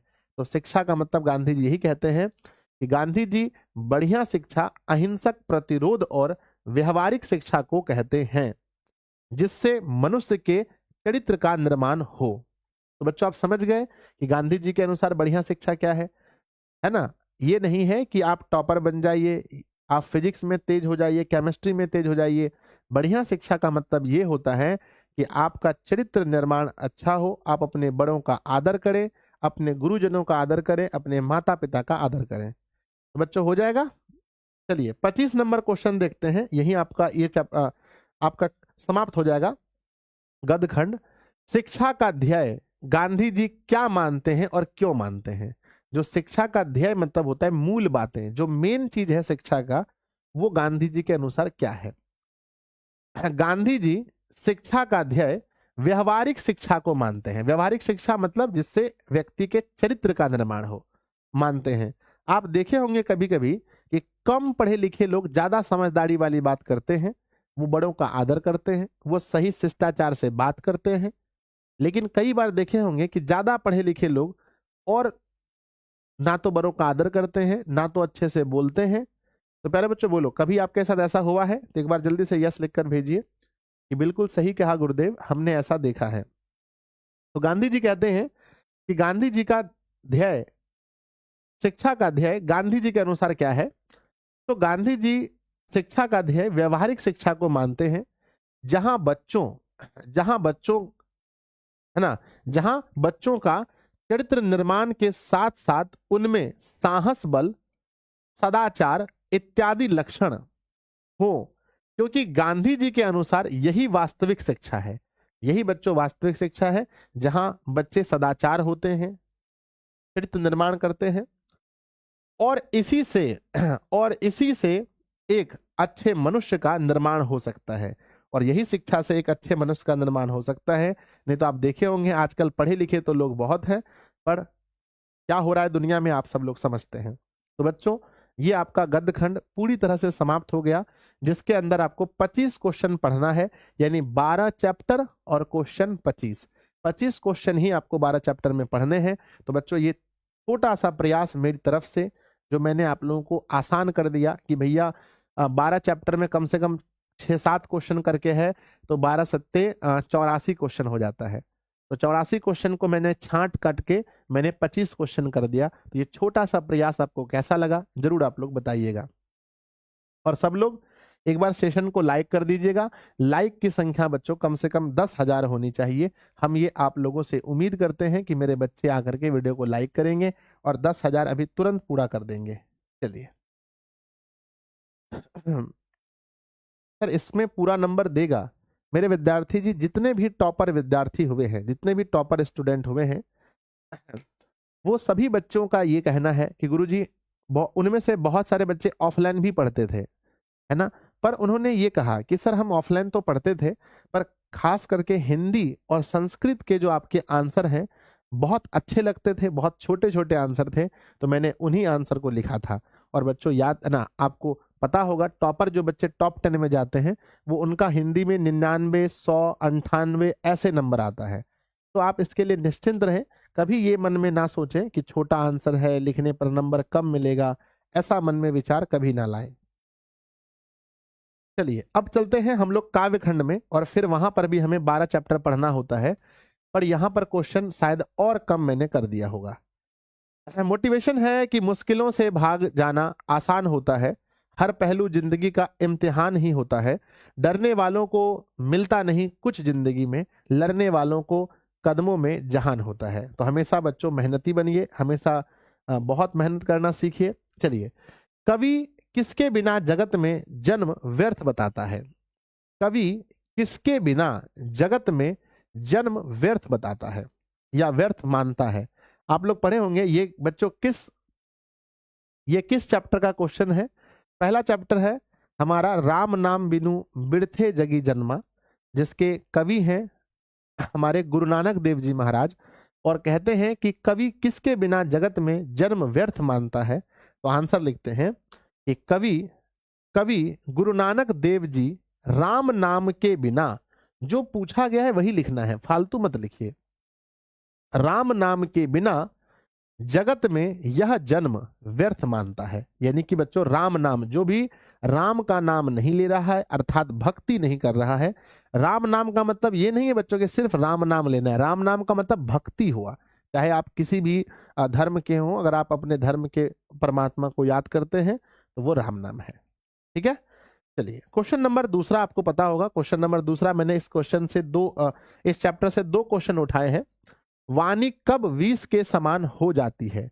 हमारी वाणी कब 20 के समान हो जाती है? तो इसका आंसर लिखना है बच्चों क्या हमें? जब मनुष्य राम नाम को छोड़कर, जब मनुष्य राम नाम को छोड़कर कोई अन्य शब्द बोलता है, यानी अगर वो कहता है कि हम ही सब कुछ हैं, हम ही ने दुनिया बनाया, मेरे अनुसार ही ये हो रहा है वो हो रहा है, जब व्यक्ति ऐसा कहता है, भगवान को भूल जाता है, तो बच्चों अपने परम पिता परमेश्वर को भूल जाता है तो उसके मुंह से जो भी निकलता है समझो वो जहर है। जब मनुष्य राम नाम को छोड़कर कोई अन्य शब्द बोलता है तो उसकी वाणी उसकी वाणी विष के समान हो जाती है। तो उसकी वाणी विष के समान हो जाती है। तो प्यारे बच्चों, क्या इस चैप्टर से दोनों क्वेश्चन जल्दी जल्दी हो जाएगा? जल्दी जल्दी से कि कवि किसके अनुसार जगत में जन्म व्यर्थ मानता है, हो जाएगा। और दूसरा बच्चों, वाणी कब विष के समान हो जाती है। आगे बढ़ते हैं। चैप्टर नंबर दूसरा हमारा है प्रेम आईनी श्री राधिका। और आपको बताना है बच्चों इसका पीडीएफ देखो, यहाँ व्हाट्सएप लिंक दिया है नीचे, और सभी बच्चे जिनको जिनको ये पीडीएफ चाहिए सभी लोग व्हाट्सएप का लिंक दिया है, उस पर क्लिक कीजिए, व्हाट्सएप पर जाइए, वहां एक फॉलो का ऑप्शन होगा, फॉलो कर लीजिए और नोटिफिकेशन को ऑन करके रखिए। नोटिफिकेशन को ऑन कर लीजिए। क्लास खत्म होने के बाद ये पीडीएफ आपको व्हाट्सएप पर मिल जाएगा, ये वाला पीडीएफ व्हाट्सएप पर मिल जाएगा। तो आप सभी लोग व्हाट्सएप ज्वाइन कर लो। कवि ने बच्चों इसके लेखक हैं, सॉरी इनके कवि हैं प्रेम आईनी श्री राधिका चैप्टर के जो कवि हैं उनका नाम रसखान जी है। और रसखान जी ने क्या कहा है? पहला क्वेश्चन, कवि ने माली मालिन किसे, पहला क्वेश्चन है किसे, और दूसरा है क्यों कहा है। तो कवि ने माली और मालिन किसे और क्यों कहा है? तो आंसर लिखेंगे, कवि रसखान ने कृष्ण राधा को पहला आंसर किसे, तो कृष्ण राधा को माली मालिन कहा है। अब पूछा है क्यों कहा है? क्योंकि कवि के अनुसार जिस प्रकार पुष्प वाटिका में, आप कभी देखे हैं पुष्प वाटिका, जहां पर फूल के बहुत सारे पेड़ होते हैं, पुष्प वाटिका कहते हैं। क्योंकि कवि के अनुसार जिस प्रकार पुष्प वाटिका में माली मालिन का कार्य यानी काम, उनका कार्य पुष्प की देखभाल करना है, जैसे पुष्प वाटिका में माली मालिन होते हैं पुष्प की देखभाल करने के लिए, ठीक उसी है ना, ठीक उसी प्रकार सॉरी ठीक ठीक वही कार्य प्रेम वाटिका में कृष्ण राधा करते हैं। और कहते हैं बच्चों जो प्रेम नाम की वाटिका है, जो प्रेम है, प्रेम वाटिका की देखभाल कौन करते हैं बताओ? पुष्प वाटिका की देखभाल माली और मालिन करते हैं। तो बताइए बच्चों, प्रेम वाटिका की देखभाल कौन करते हैं? कहते हैं सर यदि पुष्प वाटिका की देखभाल माली और मालिन करते हैं तो प्रेम वाटिका की देखभाल राधा, कृष्ण और राधा जी करते हैं। इसलिए बच्चों कहते हैं इन्हें क्या कहा गया है? इसलिए इन्हें माली और मालिन की संज्ञा दी गई है। चलिए सवाल नंबर 29 बच्चों, क्योंकि एक चैप्टर से हम 2 क्वेश्चन उठा रहे हैं। सवाल है, कृष्ण को चोर क्यों कहा गया है? कवि का अभिप्राय स्पष्ट करें। कवि हर्षिकार तो कृष्ण भगवान को चोर कह दिया, क्या चुराया है कृष्ण भगवान ने? तो लेखक कहते हैं, माफ कीजिए, कवि कहते हैं कि मेरे मन को, मैं जब भी आंखें बंद करता हूं मुझे सिर्फ कृष्ण भगवान ही दिखाई पड़ते हैं। अर्थात कृष्ण भगवान ने मेरे मन को चुरा लिया है, इसलिए मैं, मन बोलो चित्त बोलो जो बोलना है बोलो, इसलिए मैं कृष्ण भगवान को चोर कहूंगा। कहते हैं कवि रसखान ने कृष्ण को चोर कहा है। क्या कहा है? चोर कहा है। क्योंकि कवि के अनुसार नंद ने उनके चित्त को, नंद मतलब नंद उनके पापा हैं और नंद मतलब बेटा भी होता है, तो उनके पिताजी जिनका नाम नंद था और उनका बेटा यानी कृष्ण, नंद ने उनके चित्त को चुरा लिया है। तो बच्चों अगर आपका कोई दोस्त है तो आप उनको फोन करके कहना चोर। क्या कहना बोलो? चोर कहना। क्या कहना बताओ? अपने दोस्त को, अगर आपका कोई दोस्त है उनको फोन करके कहना कि आप चोर हो। और फिर आपका दोस्त कहेगा कैसे तुम मुझे चोर बोल दिया, मैंने क्या चुरा लिया तुम्हारा? फिर मुस्कुरा कर कहना तुमने मेरा दिल चुरा लिया है, तुमने मेरे मन को चुरा लिया है। फिर बहुत खुश होगा तुम्हारा दोस्त। यानी बच्चों चोर जो है एक ही प्रकार के नहीं होते हैं, जो पैसा चुराते हैं, जो घर से सामान लेकर भागते हैं, चोर भी अलग अलग प्रकार के हो सकते हैं। चलिए अब चलते हैं चैप्टर नंबर 3 में, जहां बच्चों हम लोग पढ़ते हैं अति सूधो स्नेह को मार्ग है ना? अति सूधो स्नेह को मार्ग है। इसके कवि कौन है बताइएगा, इसके कवि कौन है? तो पहले बच्चों आप लोगों को याद होगा कि इनके जो कवि हैं वो कौन है, जल्दी से बताएंगे। पहला तो हमारा हो गया गुरु नानक देव जी महाराज, दूसरा हो गया रस खान, तीसरा बच्चों जल्दी बताओ कौन है? प्रेमघन कौन है? तीसरा कौन है? घनानंद है, माफ कीजिएगा, तीसरा घनानंद है। क्वेश्चन पूछा गया है परहित के लिए ही देह कौन धारण करता है, स्पष्ट कीजिए। यानी बच्चों इस कविता में लिखा गया है कि परहित के लिए मतलब दूसरों की भलाई के लिए, हित मतलब भलाई, पर मतलब दूसरा, परहित के लिए देह को धारण कौन करता है। इस कविता में बताया गया था कि जो बादल होते हैं, जो बादल, कवि घनानंद के अनुसार बादल जो होते हैं, आकाश में जो बादल होते हैं, वो परहित के लिए देह धारण करता है और सबके ऊपर समान बरसता है। बच्चों जब बादल से बरसात होती है तो वो सबके ऊपर समान होता है। तो परहित के लिए देह को धारण कौन किए हुए हैं? तो आपने बताना है बादल ने किया हुआ है। चलिए अब चलते हैं 31 नंबर क्वेश्चन में, जो मैंने गेस्ट क्वेश्चन दिया है आपको। कवि कहां अपने आंसुओं को पहुंचाना चाहते हैं और क्यों? आप लोग पढ़े होंगे कि कवि एक लड़की से बहुत प्रेम करता है, कवि एक लड़की से बहुत प्रेम करता है जिसका नाम सुजान है, और प्रेम में, विरह वेदना में जब उनसे जुदा हुए हैं तो बहुत रो रहे हैं और उनके घर तक अपने आंसुओं को पहुंचाना चाहते हैं। ठीक है बच्चों, तो देखिए क्या लिखते हैं कि कवि कहां अपने आंसुओं को पहुंचाना चाहते हैं और क्यों। और क्यों, ये भी बच्चों यहां पर दो क्वेश्चन है, क्यों का भी जवाब देना है। कवि घनानंद अपने आंसुओं को सुजान के आंगन तक पहुंचाना चाहते हैं। अब ये सुजान कौन है? लड़की जिससे वो प्रेम करता है, पहुंचाना चाहते हैं। क्यों? क्योंकि कवि सुजान की विरह वेदना में, विरह मतलब होता है जुदाई, एक दूसरे से अलग हो गए हैं दोनों, तो कवि सुजान की विरह वेदना में रो रहे हैं, रो रहे हैं। अब हम लोग, अब मेरे मन से पता है क्या निकल रहा है, भैया रो रहे हैं तो आप रोते, हम लोग को क्यों बता रहे हैं अपनी प्रेम कहानी? हाँ बोलो, ऐसा लग रहा है ना कि सर ये रो रहे हैं तो इनको रोने दीजिए, हम लोग को क्यों बता रहे हैं? काहे ये चैप्टर को दे दिया ये कवि, है ना, हमारे 10th क्लास में झूठ मूठ का। आइए अगला चैप्टर शुरू होता है, अगला चैप्टर शुरू होता है भारत माता ग्रामवासिनी। बच्चों इस चैप्टर के यानी इस कविता के कवि कौन है? हाँ अगर कोई चैप्टर है, अगर कोई कविता है हमारे बुक में, तो मैं दो कविता को बहुत इंपॉर्टेंस देता हूं क्लास 10th में। पहला जो हमारा फर्स्ट कविता है जहां पर बच्चों राम नाम बिनु बिरथे जगी जन्मा, और दूसरा बच्चों मैं 5वें नंबर कविता को बहुत महत्व देता हूं जिसका नाम है भारत माता ग्राम वासिनी। बच्चों पता है कि इस चैप्टर के कवि कौन है? सुमित्रा नंदन पंत।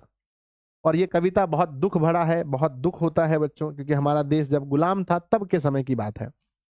कवि को भारत में अच्छा, अरे ये नहीं है भाई, अभी चौथा चैप्टर होगा शायद ना। ओ हो माफ कीजिए बच्चों, ये भारत माता ग्राम वासिनी का क्वेश्चन नहीं है, ये चौथा नंबर चैप्टर है जिसका नाम है स्वदेशी। आई एम रियली सॉरी बच्चों, ये चैप्टर नंबर चौथा है जिसका नाम है स्वदेशी चैप्टर है।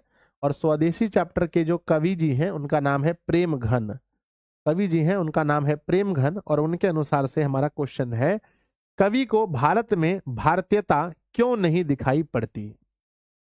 बच्चों आजकल जो सभी लोग हैं वो हम लोग बहुत मॉडर्न हो गए हैं, हम लोग वेस्टर्न कल्चर को फॉलो कर रहे हैं। जो दूसरे देश में, अमेरिका में जो हो रहा है, इंग्लैंड में हो रहा है, रसिया में हो रहा है, उन सभी चीजों को हम लोग ज्यादा फॉलो करने लगे हैं। हम लोग अपनी सभ्यता को भूल चुके हैं, इसलिए बच्चों कवि को भारत में भारतीयता दिखाई नहीं पड़ती है। कहते हैं कवि प्रेमघन जी को भारत में भारतीयता नहीं दिखाई पड़ती क्योंकि भारत के लोगों का स्वभाव, लगाव और उनके रहन सहन विदेशी हो गए हैं। वे अधिकतर विदेशी वस्तुओं का उपयोग कर रहे हैं। यानी बच्चों हम लोग ज्यादातर विदेशी चीजों का उपयोग कर रहे हैं। विदेशी लोगों की तरह अब रहना खाना पीना हमारा हो गया है। इसलिए कवि कहते हैं अब हमको भारत में भारतीयता दिखाई नहीं पड़ रहा है। चले संजय सर आप चोर हैं, अरे हमरे पर आजमाने लगा तुम लोग रे, आए रे चलिए ठीक है, तो ये था बच्चों हमारा क्वेश्चन। एक क्वेश्चन और है इस चैप्टर का, चैप्टर क्वेश्चन है कि नेताओं के बारे में कवि क्या कहते हैं, कवि की क्या राय है। कहते हैं जिससे संभलत सकत नहीं, जिनसे संभलत सकत नहीं, उनकी ढीली ढाली धोती, वो देश प्रबंध क्या करेंगे। बच्चों कवि कहते हैं कि जो नेतागण हैं वो बहुत बूढ़े बूढ़े नेतागण हैं, उनकी धोती उनसे नहीं संभलती है, तो वो देश क्या संभालेंगे। कहते हैं कवि प्रेमगण नेताओं पर व्यंग करते हैं, व्यंग मतलब समझते हैं, उनके ऊपर कटाक्ष करते हैं, उनके ऊपर कटाक्ष करके कहते हैं, व्यंग करते हुए कहते हैं कि जिन नेताओं से उनकी ढीली ढाली धोती नहीं संभलती, वे देश का प्रबंध कैसे करेंगे, मतलब देश को मैनेजमेंट कैसे करेंगे, पूरा देश कैसे चलाएंगे। तो प्यारे बच्चों यहां तक हमारा चैप्टर नंबर 4 था। अब चैप्टर नंबर 5 शुरू हो रहा है, जो मैं अभी बता रहा था कि भारत माता ग्राम वासिनी, खेतों में फैला श्यामल, धूल भरा मैला सा आंचल, धरती सा सिंहुशिन, है ना, धरती सा। तो प्यारे बच्चों चैप्टर नंबर 5 है, जिसके कवि हैं सुमित्रा नंदन पंत, है ना, सुमित्रा नंदन पंत बच्चों इनके कवि हैं, और बहुत प्यारी सी कविता है, आप लोग पढ़े होंगे। दीर्घ उत्तरीय सवाल जो आता है हमारी कविता से, एक क्वेश्चन पूछा जाता है दीर्घ उत्तरीय सवाल, वो अक्सर यही चैप्टर से पूछा जाता है, अक्सर यही चैप्टर से होता है। लॉन्ग क्वेश्चन याद रखिएगा, लॉन्ग क्वेश्चन अक्सर यहां से पूछा जाता है। कहते हैं भारत माता अपने ही घर में प्रवासिनी क्यों बनी हुई है, भारत माता अपने ही घर में मेहमान क्यों बनी हुई, प्रवासिनी मतलब मेहमान कह सकते हैं, बनी है ना, मेहमान क्यों बनी हुई है बच्चों, क्यों, क्योंकि यहां पर अंग्रेजों का भी शासन है। तो भारत माता अपने ही घर में प्रवासिनी बनी हुई है, भारत माता अपने ही घर में प्रवासिनी बनी हुई है क्योंकि इनके सामने, क्योंकि इनके सामने भारतीय लोगों पर अंग्रेज अत्याचार कर रहे हैं। बच्चों आप कभी किसी के यहाँ मेहमान गए हैं, मेहमान जो होते हैं, मेहमान जो होते हैं वो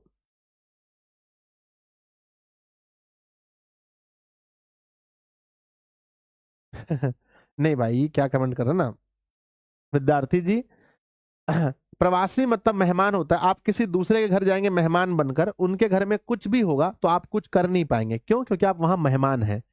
तो अभी अंग्रेजों के द्वारा भारतीय लोगों पर बहुत अत्याचार किया जा रहा है।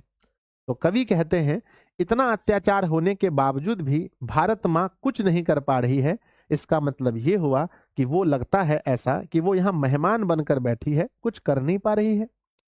तो कहते हैं कि भारत माता अपने ही घर में प्रवासिनी बनी हुई है क्योंकि इनके सामने भारतीय लोगों पर अंग्रेज अत्याचार कर रहे हैं और यह चुपचाप देख रही है, जैसे कोई प्रवासी या मेहमान किसी दूसरे के घर पर चुपचाप देखता है। तो बच्चों प्रवासिनी इसलिए कहा है, ऐसा लग रहा है कि जैसे भैया ये तो मेहमान बनी है, कुछ कर नहीं पा रही है। अगले क्वेश्चन पे चलते हैं। अगला क्वेश्चन है हमारा, एक चैप्टर से हमने इस चैप्टर से 3 क्वेश्चन उठाए हैं। कविता में कवि भारतवासियों का कैसा चित्र खींचता है। अगर आप इस कविता को पढ़े होंगे तो आपको पता होगा कि कैसा चित्र खींचता है भारतीय लोगों का। कहते हैं कि जब हमारा देश गुलाम था और अंग्रेजों का शासन था, उस समय हमारे देश की जनसंख्या 30 करोड़ थी। और प्यारे बच्चों हालात ये थी कि लोगों को अच्छा खाना नहीं मिलता था, लोगों के पास कपड़े नहीं थे, लोगों को बच्चों पढ़ने का अधिकार नहीं था, कुछ भी लोगों के पास अच्छे से नहीं था। कहते हैं मेरे विद्यार्थी जी सर स्वप्रसंग व्याख्या कैसे करते हैं गुरुजी, वो दीर्घ उत्तरीय सवाल का टॉपिक है मेरे छोटे। कविता में कवि भारतवासियों का कैसा चित्र खींचता है, तो कवि सुमित्रा नंदन पंत के अनुसार भारत के 30 करोड़ लोग, मैंने बताया था ना 30 करोड़, फटे पुराने वस्त्र पहनते हैं, आधा पेट भोजन करते हैं, वह शोषित हैं, बिना वस्त्र के, मूर्ख और असभ्य, अशिक्षित है, माफ कीजिएगा अशिक्षित हैं। वे अंग्रेजों के सामने नतमस्तक हैं, यानी कि बच्चों अंग्रेजों के सामने ऐसे माथा झुकाकर खड़े हैं, नतमस्तक हैं और वृक्ष के नीचे निवास करने के लिए मजबूर हैं। तो बच्चों ये रहा भारत के लोगों का चित्र जब हमारा देश गुलाम था।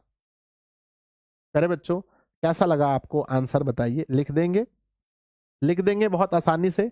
एक प्यारा सा दिल बनाकर भेजिए गुरुदेव, इस चैप्टर का क्वेश्चन हम आसानी से लिख देंगे। चलिए, अब इस चैप्टर में एक क्वेश्चन मैंने ज्यादा दिया है, मैंने बताया था ये चैप्टर बहुत इंपॉर्टेंट है, इसलिए मैंने 3 क्वेश्चन ऐड किया है।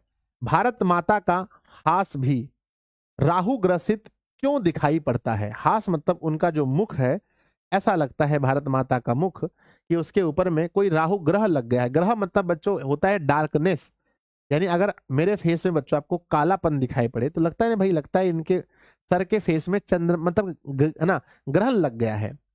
तो कवि कहते हैं कि भारत माता का जो मुख है वो राहु ग्रसित क्यों दिखाई पड़ता है? क्यों?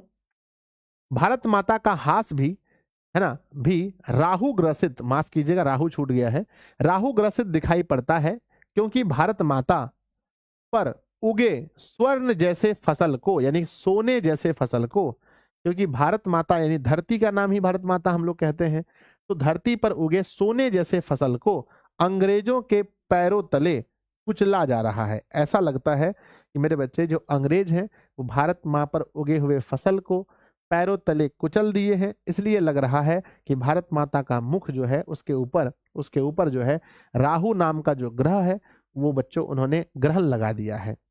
ठीक है, तो प्यारे बच्चों हो जाएगा आसानी से। तो आइए हम लोग चैप्टर शुरू करते हैं 6। चैप्टर 6 है, आप लोग पढ़े होंगे चैप्टर नंबर 6 का नाम। चैप्टर नंबर 6 का नाम बताइए प्लीज प्लीज बच्चों, चैप्टर नंबर 6 का नाम क्या है? चैप्टर नंबर 6 का नाम क्या है? कमेंट बॉक्स में लिखिए। सर चैप्टर नंबर 6 है हमारा रामधारी सिंह दिनकर ना। क्या नाम है चैप्टर नंबर 6 का बताओ? चैप्टर नंबर 6 का नाम कमेंट बॉक्स में जल्दी से। कवि का नाम है रामधारी सिंह दिनकर। तो बच्चों चैप्टर नंबर 6 कौन सा है? गुरुजी जनतंत्र का जन्म, बिल्कुल सही कहा आपने। चैप्टर नंबर 6 जिनका नाम है जनतंत्र का जन्म। यहां पर बताते हैं कि भाई जनता के लिए सिंहासन खाली करो जल्दी जल्दी से। कहते हैं कवि की दृष्टि में समय के रथ का घर घर नाद क्या है? स्पष्ट कीजिए। कवि के अनुसार समय का रथ क्या है, उसका घर घर नाद क्या है? तो कहते हैं कि बच्चों कवि की दृष्टि में जनता का बदला दिन। बच्चों पहले क्या था? पहले हमारे देश में राजतंत्र था, राजा लोग राज करते थे, पर अब बच्चों देश में लोकतंत्र जब आ गया है तब कवि जी लिखते हैं कि भैया राजा लोग भागो भागो भागो, जल्दी जल्दी जनता के लिए सिंहासन खाली करो। इसलिए क्यों घर घर नाथ क्या है? क्योंकि बच्चों समय बदल चुका है, पहले राजतंत्र था अब लोकतंत्र आ गया है।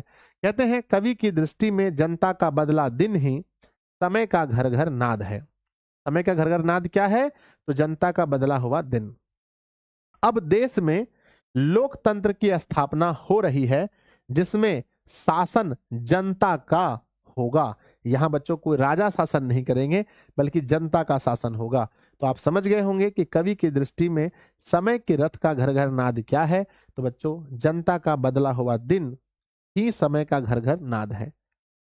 चलिए आगे बढ़ते हैं। क्वेश्चन नंबर 38 है, कवि जनता के स्वप्न का कैसा चित्र खींचता है? जनता के स्वप्न मतलब होता है उनके सपना का कैसा चित्र खींचता है? कवि जनता के सपने का कैसा चित्र खींचता है? कवि जनता के स्वप्न का एक सुंदर चित्र खींचता है। कवि के अनुसार वर्षों से, है ना, कवि के अनुसार वर्षों सदियों से दुख सहने वाली जनता को अब सुख मिलने वाला है क्योंकि देश में लोकतंत्र की स्थापना हो गई है। तो बच्चों जनता के स्वप्न के बारे में कवि क्या कहते हैं? कहते हैं कि जनता को पहले बहुत दुख था, अब जनता को सुख मिलने वाला है क्योंकि अब राजतंत्र नहीं लोकतंत्र आ गया है, लोकतंत्र आ गया है। तो प्यारे बच्चों आगे बढ़ते हैं। अगला क्वेश्चन है, एक क्वेश्चन मैंने और उठाया है, इस चैप्टर से मैंने 3 सवाल उठाए हैं। क्वेश्चन है कवि की दृष्टि में आज के देवता जो हैं वो कौन है और कहाँ मिलेंगे? बच्चों हमें उम्मीद है कि इस चैप्टर ये क्वेश्चन आपको पहले से पता होगा कि आज के देवता कौन है, कहाँ मिलेंगे। तो पहला क्वेश्चन है कि आज के देवता कौन है। तो पहला बच्चों देवता कौन है ये क्वेश्चन हो गया। दूसरा वह कहाँ मिलेंगे। तो कवि की दृष्टि में आज के देवता सड़कों खेत खलिहानों में काम करने वाले लोग हैं। तो पहला आंसर मिल गया कौन है? जो बच्चों सड़कों में खेतों में आज काम करने वाले लोग हैं वही आज के देवता हैं। अब वो कहाँ मिलेंगे? ये लोग सड़कों में, खेतों में या कहीं अन्य जगह काम करते हुए मिलेंगे। तो कहाँ मिलेंगे भैया? अगर आज के देवता को ढूंढना है तो खेतों में जाइए, आज के देवता को ढूंढना है तो सड़कों पे जाइए, मंदिर मस्जिद में नहीं मिलेंगे। है ना, ये लोकतंत्र के विषय में कह रहे हैं हम। बच्चों, क्या आप ये तीनों क्वेश्चन को अच्छे से तैयार कर लेंगे कि कवि की दृष्टि में समय का घर घर नाद क्या है? जनता का बदला हुआ दिन। अगला क्वेश्चन, जनता का सपना क्या है? तो जनता का सपना ये था बच्चों कि पहले बहुत दिनों से दुख झेला था, अब सुख होने वाला है। संस्कृत का भी होना चाहिए सर प्लीज। तो बच्चों आप गुस्से वाली इमोजी क्यों भेज रहे हैं? संस्कृत का होना चाहिए, ब्लॉक होने का मन है क्या? सीधा बोल दीजिए। आप बहुत, हम नहीं सोचते आपके विषय में, अजीब हाल है। अगला, कवि की दृष्टि में आज के देवता कौन है, कहाँ मिलेंगे? मैंने पढ़ा दिया बच्चों कि कौन है और कहाँ मिलेंगे। तो आज के देवता बच्चों मजदूर लोग हैं और वो खेतों में मिलेंगे। अब चैप्टर नंबर 7 शुरू होता है जिसका नाम है बच्चों हिरोशिमा। आप लोग जानते होंगे कि हिरोशिमा जो चैप्टर है इसके कवि कौन है? कमेंट बॉक्स में लिखेंगे कि हिरोशिमा चैप्टर के कवि कौन है। तो बच्चों अज्ञ साहब जी हिरोशिमा चैप्टर के कवि हैं। और इस चैप्टर में क्या होता है, क्या हुआ है, आप लोग को पता होगा कि जापान पर बच्चों परमाणु बम गिराया गया है। माफ कीजिएगा, हाँ, जापान के ऊपर बच्चों अमेरिका के द्वारा परमाणु बम गिराया गया था। उसमें जो नुकसान हुआ है उसके विषय में लिखा गया है कि छायाएं दिशाहीन सब ओर क्यों पड़ी है, स्पष्ट कीजिए। बच्चों जो छायाएं हैं वो दिशाहीन सब ओर क्यों पड़ी हुई है, स्पष्ट कीजिए। दिशाहीन मतलब कोई दिशा नहीं है उसका। कहते हैं जब परमाणु बम नगर के बीचों बीच में धरती को चीर कर निकला था तो मानव जन की छायाएं दिशाहीन हो गई थी। तो बच्चों क्यों पड़ी है, आपने देखा कि बच्ची जो जो मानव की मतलब की छायाएं हैं वो दिशाहीन क्यों पड़ी है? जो वहां पर मरे हैं लोग, उनके जो मृत शरीर हैं, उनकी जो छायाएं हैं वो चारों ओर क्यों पड़ी हुई है? इसका रीजन बस एक है कि वहां पर परमाणु बम जो है गिरा था। परमाणु बम मिट्टी को चीर करके बाहर निकला था जिससे लोग मरे। तो कोई इधर फेंके गए, कोई उधर फेंके गए, कोई आगे कोई पीछे, चारों तरफ उनकी छायाएं पड़ गई। बच्चों बढ़ जाए आगे, बढ़े तो बताइए कि यस गुरुजी बढ़ जाइए आगे। अगले क्वेश्चन पर चले। यस, हिरोशिमा में मनुष्य की साखी के लिए यानी यानी बच्चों मनुष्य के साक्षी के लिए अगर आप कुछ देखना चाहते हैं, हिरोशिमा में मनुष्य की साखी यानी सबूत के लिए के रूप में क्या है? हिरोशिमा में मनुष्य के सबूत के लिए क्या है? अगर आप कुछ देखना चाहें, कभी अगर आपको मौका मिले तो आप क्या देख सकते हैं जाकर के?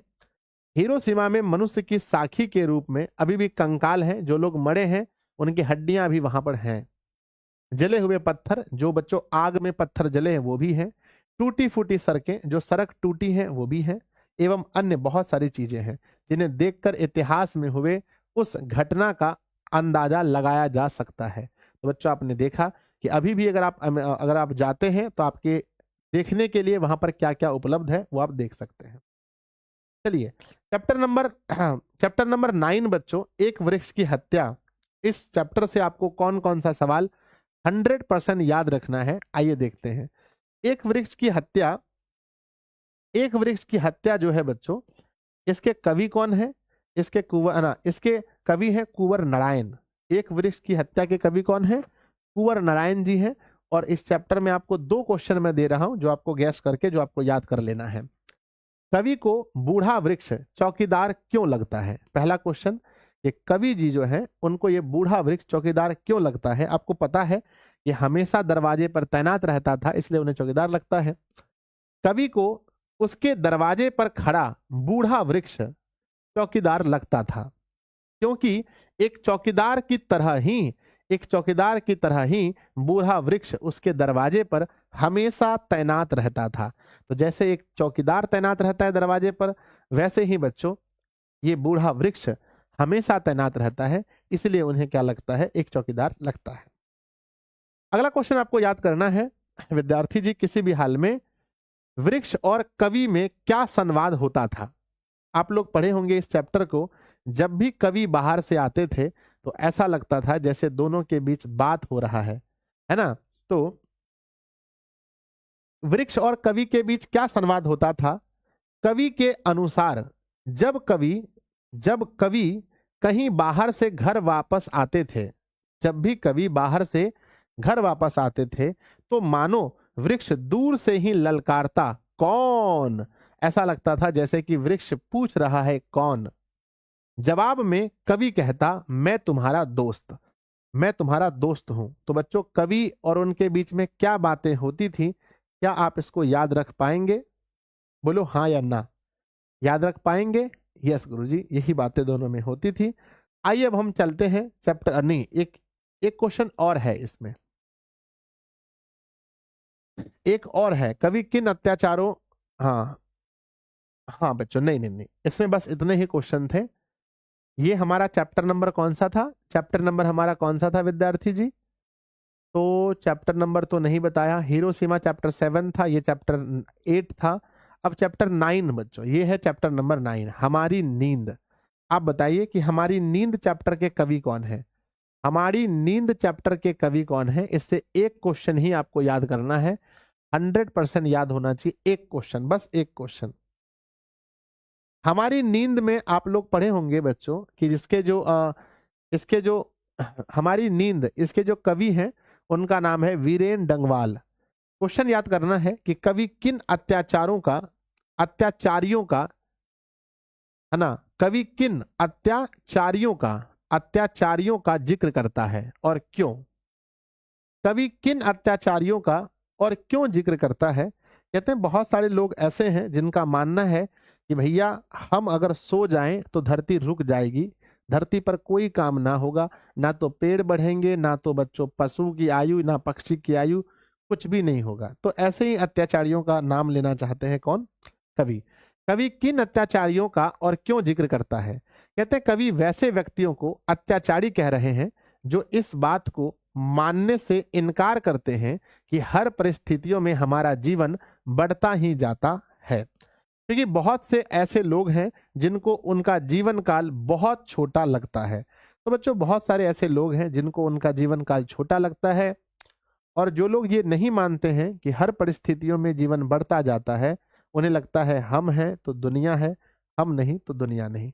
ऐसे लोगों को ही कवि अत्याचारी कह रहे हैं। तो बच्चों बस एक क्वेश्चन यहां से याद करना है, हो जाएगा तो दिल बनाकर भेजिए कि गुरुदेव हम एक क्वेश्चन किसी भी हाल में याद कर लेंगे। चैप्टर नंबर 10 बच्चों, चैप्टर नंबर 10 है, चैप्टर नंबर 10 है जहां पर है अक्षर ज्ञान। आप बताइएगा चैप्टर नंबर 10 अक्षर ज्ञान के, है ना, अक्षर ज्ञान के कवि कौन है? अब आप कहेंगे गुरुजी अक्षर ज्ञान में कवि नहीं है, कवयित्री हैं, तो बताइए कवयित्री कौन है? तो अक्षर ज्ञान में कवयित्री है जिनका नाम है अनामिका बच्चों, है ना, कवयित्री जी हैं अक्षर ज्ञान में जिनका नाम अनामिका जी हैं। अब कहते हैं इस कविता को आपने अच्छे से पढ़ा होगा, जहां एक छोटा सा बच्चा क ख ग घ अंघ का कैसे कैसे बात करता है, अंघ लिखने में रोने लगता है। कविता में क का विवरण स्पष्ट कीजिए। जो कविता हम लोग पढ़े हैं उसमें क क्या है? कहते हैं क से कबूतर, ख से खरगोश, ग से गमला, घ से घड़ा। कहते हैं बच्चों कविता में क क्या है? तो बेटे के लिए क का अर्थ कबूतर है, जो लिखते समय चौखट में नहीं आता है, कबूतर की तरह फुदक जाता है। तो कविता में क क्या है? कबूतर है, जो चौखट में नहीं अटता है, चौखट में नहीं अटता है बेटे का क, कबूतर ही है फुदक जाता है। अब बच्चों आगे बढ़ते हैं, इस चैप्टर में आपको दूसरा क्वेश्चन याद रखना है कि बेटे के आंख में आंसू, बेटे के आंसू कब आते हैं और क्यों आते हैं? आप लोग सभी लोग जानते हैं कि जब बेटा अंघ लिखने की कोशिश करता है, जब बेटा अंघ लिखने की कोशिश करता है तो वो समझता है ये मम्मी है, ये उसका बेटा है, और दोनों को एक साथ नहीं लिख पाते हैं तो वो रोने लगता है। तो बच्चों बेटे के आंसू कब आते हैं और क्यों आते हैं? तो कहते हैं अंघ को लिखते समय बेटे के आंख में आंसू आ जाते हैं। तो क्यों आते हैं ना, कब आते हैं ये तो हो गया, और क्यों आते हैं इसका आंसर सुनिएगा। क्योंकि कई बार कोशिश करने के बावजूद, कई बार कोशिश करने के बावजूद वह अंघ को नहीं लिख पाता है। तो बच्चों कई बार कोशिश करने के बावजूद वह अंघ को नहीं लिख पाता है, इसलिए कहते हैं कि भैया उसके आंख में आंसू आ जाते हैं। चलते हैं चैप्टर नंबर 11 जो आपको पढ़ना है वो है बच्चों मतलब क्या है? लौट कर आऊंगा फिर। बताइएगा इस कविता के कवि कौन है? लौट कर आऊंगा फिर, इस कविता के कवि कौन है? तो गुरुजी लौट कर आऊंगा फिर, लौट कर आऊंगा फिर, इसके जो कवि हैं उनका नाम है जीवनानंद दास, है ना। जीवनानंद दास जो अपने बंगाल से बहुत प्रेम करते हैं और बंगाल की धरती पर फिर से जन्म लेना चाहते हैं। कहते हैं बच्चों, कवि किस तरह के बंगाल में एक दिन लौट कर आने की बात करता है? आखिर कैसा बंगाल वो मन में कहते हैं, वो बताते हैं किस तरह की बंगाल में लौटकर वापस आने की बात करता है। कहते हैं कवि जीवनानंद दास उस तरह के बंगाल में एक दिन लौटने की बात करते हैं।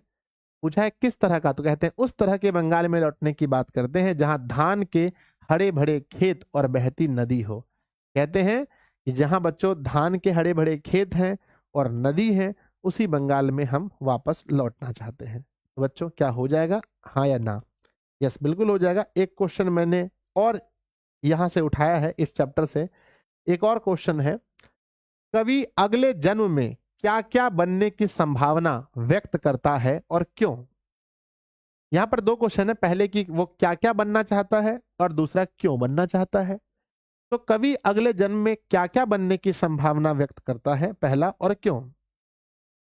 कवि अगले जन्म में कवि अगले जन्म में अबाबिल पक्षी, जैसा कि बच्चों कविता में बताया गया है, अबाबिल पक्षी, दूसरा कौवा, तीसरा उल्लू या मनुष्य बनने की संभावनाएं व्यक्त करता है, क्योंकि उसे, अब पूछा है क्यों, क्योंकि उसे बंगाल के पर्यावरण से काफी लगाव था। बच्चों यहां पर क्या क्या बनने की संभावना व्यक्त करता है, ये एक क्वेश्चन हुआ। दूसरा क्वेश्चन क्यों, क्योंकि उन्हें बंगाल की संस्कृति से, बंगाल के पर्यावरण से काफी लगाव था और ये चीजें बंगाल में सामान्य रूप से पाई जाती हैं। तो उन्हें पता था भैया कि बंगाल में ये सब चीज पाया जाता है, तो कुछ ना कुछ बन के लेना है जन्म, लेकिन कहाँ लेना है बताओ? कुछ ना कुछ बन के जन्म लेना है तो कहाँ लेना है? तो बंगाल में ही लेना है बच्चों। आइए अब आगे बढ़ते हैं 49 नंबर क्वेश्चन में। अब ये चैप्टर नंबर आखिरी है, चैप्टर नंबर 12, मेरे बिना तुम प्रभु। बताइए इसके कवि कौन है, कि मेरे बिना तुम प्रभु के कवि कौन है? मेरे बिना तुम प्रभु, मेरे बिना तुम प्रभु जो हमारा पाठ है, इसके कवि कौन है? इसके कवि हैं रेनर मारिया रिल्के। तो इसके कवि हैं बच्चों रेनर मारिया रिल्के, और कहते हैं, बड़ा इंपॉर्टेंट है, मैंने गेस्ट क्वेश्चन 2 दिया है, शानदार लबादा किसका गिर जाएगा और क्यों गिर जाएगा? तो दो क्वेश्चन है, पहला किसका और क्यों। शानदार लबादा, लबादा मतलब बच्चों रूप कह सकते हैं। तो भगवान का शानदार लबादा गिर जाएगा, जो भगवान है उनका शानदार लबादा गिर जाएगा। क्यों? क्योंकि जिसके कपोलों की नर्म सैया में भगवान की कृपा दृष्टि विश्राम करती है, यानी कि बच्चों जो भगवान को बार बार याद करते हैं, यानी भक्त। क्यों क्यों गिर जाएगा? क्योंकि जब भक्त ही नहीं रहेंगे तो भगवान को याद कौन करेगा? जब विद्यार्थी ही नहीं तो हम मास्टर किस काम के? तो भगवान का शानदार लबादा गिर जाएगा, क्योंकि जिसके कपोलों की नर्म सैया में भगवान की कृपा दृष्टि विश्राम करती थी, वह भक्त ही नहीं रहेगा। तो सिंपल सी बात है, कवि कहते हैं कि जब भक्त नहीं रहेगा तो भगवान का जो शानदार लबादा है, शानदार रूप है, वो गिर जाएगा। अंतिम क्वेश्चन पढ़ेंगे हम लोग, कवि किसको कैसा सुख देता था? कवि जो है किसको और कैसा सुख देता था? तो यहां पर भी दो क्वेश्चन है, पहला है किसको, तो आंसर लिखेंगे बच्चों किसको, तो भगवान को। कैसा सुख देता था? तो अपने नर्म, अपने कपोलों में, यानी अपने मस्तिष्क में, अपने ध्यान में सोने का सुख देता था। कहते हैं कवि प्रभु की कृपा दृष्टि को, किसको? तो प्रभु की कृपा दृष्टि को, है ना। कैसा सुख? तो अपने शरीर, चेहरे की नर्म सैया पर विश्राम करने का सुख देता था। तो बच्चों किसको? तो प्रभु की कृपा दृष्टि को। प्रभु को लिखो डायरेक्ट, या प्रभु की कृपा दृष्टि को। कैसा सुख? तो अपने शरीर और चेहरे की नर्म सैया पर विश्राम करने का सुख देता था। तो प्यारे बच्चों बधाई हो, आपका ये काव्य खंड भी समाप्त हो गया। कैसा लगा आपको बताइएगा। गद्य खंड समाप्त हो गया, काव्य खंड समाप्त हो गया। एक मैसेज मैं बहुत देख रहा हूं कि आपके घर में कोई छोटे भाई बहन हैं, क्या आपके कोई दोस्त हैं जो आपसे छोटे हैं, कक्षा 10वीं में पढ़ते हैं, या आपके घर में कोई छोटे भाई बहन हैं, आपके मामा के लड़के, फुआ के लड़के, ऐसा कोई है क्या जो 10th का न्यू बैच का इंतजार कर रहे हैं? एक बार कमेंट बॉक्स में लिखेंगे कि बच्चों कोई ऐसा है जो 10th के न्यू बैच का इंतजार कर रहे हैं, कि यस गुरुजी, हम लोग 10th के न्यू बैच का इंतजार में लगे हुए हैं। तो प्लीज आप उन्हें बता दीजिएगा, जो लोग भी 10th के न्यू बैच का इंतजार कर रहे हैं उन्हें बता दीजिएगा कि दिशा ऑनलाइन क्लासेस में मेरे विद्यार्थी जी 25 जनवरी यानी कल, है ना, उन्हें बता दीजिएगा 25 जनवरी यानी कल बच्चों, 25 जनवरी को न्यू बैच, है ना, 25 जनवरी को 8 बजे शाम में, 25 जनवरी को 8 बजे शाम में न्यू बैच लॉन्च हो रहा है, ड्रीम 450, है ना। बैच का नाम तो आप जानते ही हैं विद्यार्थी जी कि ड्रीम 450 प्लस किसके लिए, 2026 के लिए। ड्रीम 450 प्लस बच्चों 2026 के लिए न्यू बैच लॉन्च किया जा रहा है। आप उन्हें ज़रूर ज़रूर ज़रूर बता दीजिएगा, अपने सभी भाई बहनों को, जो भी आपसे छोटे हों या आपके घर के आसपास हों, सबको बुलाकर बता दीजिएगा कि अपने दिशा फैमिली में 25 जनवरी को रात के 8 बजे ड्रीम 450 प्लस 2026 बैच लॉन्च किया जा रहा है। आइए विद्यार्थी जी, अब हम बात करते हैं, 2 खत्म हो गया यानी एक पूरा बुक खत्म हो गया।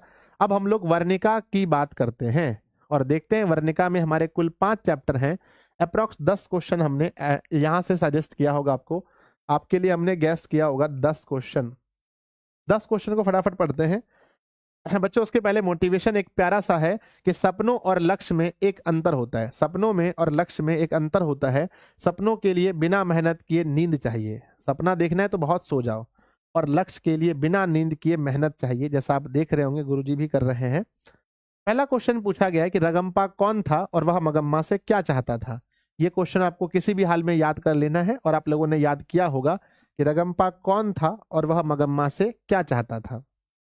तो रगम्पा मगम्मा के गांव का एक जुआरी व्यक्ति था, मैंने सिखाया था, आप लोगों को बताया था, जो कुछ पैसे कर्ज मांगने के लिए मगम्मा के पीछे पड़ गया था। तो बच्चों कौन था, पहले मैंने बताया कि उसके गांव का एक जुआरी व्यक्ति था और मगम्मा से क्या चाहता था, तो मगम्मा से कुछ पैसा कर्जा लेना चाहता था। बहुत जगह किताब में लिखा है कि उनसे शादी करना चाहता था खैर ऐसे बुक में कहीं लिखा। अगला क्वेश्चन है नंबर 2 इस चैप्टर का, जो आपको बहुत अच्छे से याद होना चाहिए कि मगम्मा का चरित्र चित्रण कीजिए, यानी कि मगम्मा के विषय में मगम्मा का के बारे में आप क्या जानते हैं। तो मगम्मा एक विधवा औरत थी जो अपना पेट पालने के लिए बेंगलुरु शहर में दही बेचती थे। मगम्मा के साथ एक बेटा, एक बहू और एक पोता भी था। मगम्मा की अपनी बहू नजम्मा के साथ अच्छे संबंध नहीं थे, दोनों में किच लड़ाई होता रहता था। वे दोनों मगम्मा के बेटे पर अपने अधिकार को लेकर लड़ते रहते थे, हमेशा लड़ाई होती थी, है ना, हमेशा दोनों में लड़ाई होती रहती थी। तो बच्चों क्या आप इन दोनों क्वेश्चन का जवाब दे सकते हैं कि रगम्पा कौन था, मगम्मा से क्या चाहता था, और दूसरा बच्चों मगम्मा का चरित्र चित्रण कीजिए। चलिए अब चैप्टर नंबर 2 है हमारा ढहते विश्वास। चैप्टर नंबर 2 पढ़ेंगे हमारे वर्णिका बुक में, ढहते विश्वास, जिसके लेखक साहब कौन है। ढहते विश्वास के लेखक साहब है सात कोरी होता, और यहाँ पर एक औरत है जिसका नाम लक्ष्मी, और उसी के विषय में कहा गया है। लक्ष्मी कौन थी, उसकी पारिवारिक, है ना, उसकी पारिवारिक स्थिति का, माफ कीजिएगा, उसकी पारिवारिक स्थिति का, यानी उसकी जो पारिवारिक स्थिति थी उसका चरित्र चित्रण कीजिए। तो लक्ष्मी कौन थी आपको पहले ये बताना है। तो लक्ष्मी ढहते विश्वास कहानी की एक मुख्य पात्रा थी। वह एक बहुत ही साहसी महिला थी, है ना बच्चों, उनके बारे में लिख रहे हैं, है ना। अब पहले उनके बारे में बताना है, फिर उनके परिवार के बारे में बताएंगे। वह अपने 4 बच्चों के साथ अकेले जीवन यापन करती थी क्योंकि इसका पति लक्ष्मण कोलकाता में काम करता था। अब पूछा गया है उनकी पारिवारिक स्थिति, उनके परिवार की स्थिति कैसी थी। लक्ष्मी के पारिवारिक स्थिति बिल्कुल भी अच्छी नहीं थी। उसके पति लक्ष्मण के कमाए पैसे से घर का पूरा खर्च नहीं चल पाता था, जिसके कारण लक्ष्मी को तहसीलदार के घर छोटे मोटे काम करने पड़ते थे। तो बच्चों बताइए क्या उनकी घर की स्थिति अच्छी थी, हाँ या ना, हाँ या ना। नहीं बच्चों, उनके घर की स्थिति अच्छी नहीं थी। तो प्यारा सा दिल बनाकर हम लोग भेजेंगे। आगे बढ़ते हैं, चलिए आगे बढ़ते हैं मेरे विद्यार्थी जी, अगले सवाल पर बढ़ते हैं। सवाल नंबर 2 इस चैप्टर से, ढहते विश्वास कहानी शीर्षक की सार्थकता। बच्चों ये जो चैप्टर का नाम है ढहते विश्वास, क्या यह शीर्षक अच्छा है? क्या ये शीर्षक सही दिया गया है? बिल्कुल सही दिया गया है कि जिस प्रकार से यहाँ के लोग भगवान पर भरोसा करते हैं कि भगवान हमें बाढ़ से बचाएंगे, लेकिन जब भगवान बाढ़ से नहीं बचाते हैं तो लोगों का जो विश्वास है वो ढह जाता है, विश्वास अपने देवी देवताओं के प्रति टूट जाता है। बच्चों कहते हैं इस कहानी का शीर्षक ढहते विश्वास बिल्कुल सटीक है, क्योंकि जिस प्रकार से यहाँ के लोगों को तूफान, सुखाड़, भारी बरसात और भयानक बाढ़ का सामना करना पड़ता है कि लोगों का जो विश्वास भगवान के प्रति था वह भी टूट जाता है। इसलिए इसका ढहते विश्वास शीर्षक उचित है। लोगों का विश्वास जो है भगवान के प्रति वो टूट जाता है, इसलिए इस चैप्टर का नाम ही रखा गया है ढहते विश्वास। बच्चों हम आगे बढ़ते हैं और अगला चैप्टर हमारा शुरू होता है मंगू के विषय में। आप सब लोग जानते हैं इस चैप्टर का नाम क्या है सर? चैप्टर नंबर 3 जिसका नाम है माँ। चैप्टर नंबर 3 जिसका नाम है माँ, और इसके जो लेखक हैं वो कौन है बच्चों? इसके लेखक कौन है?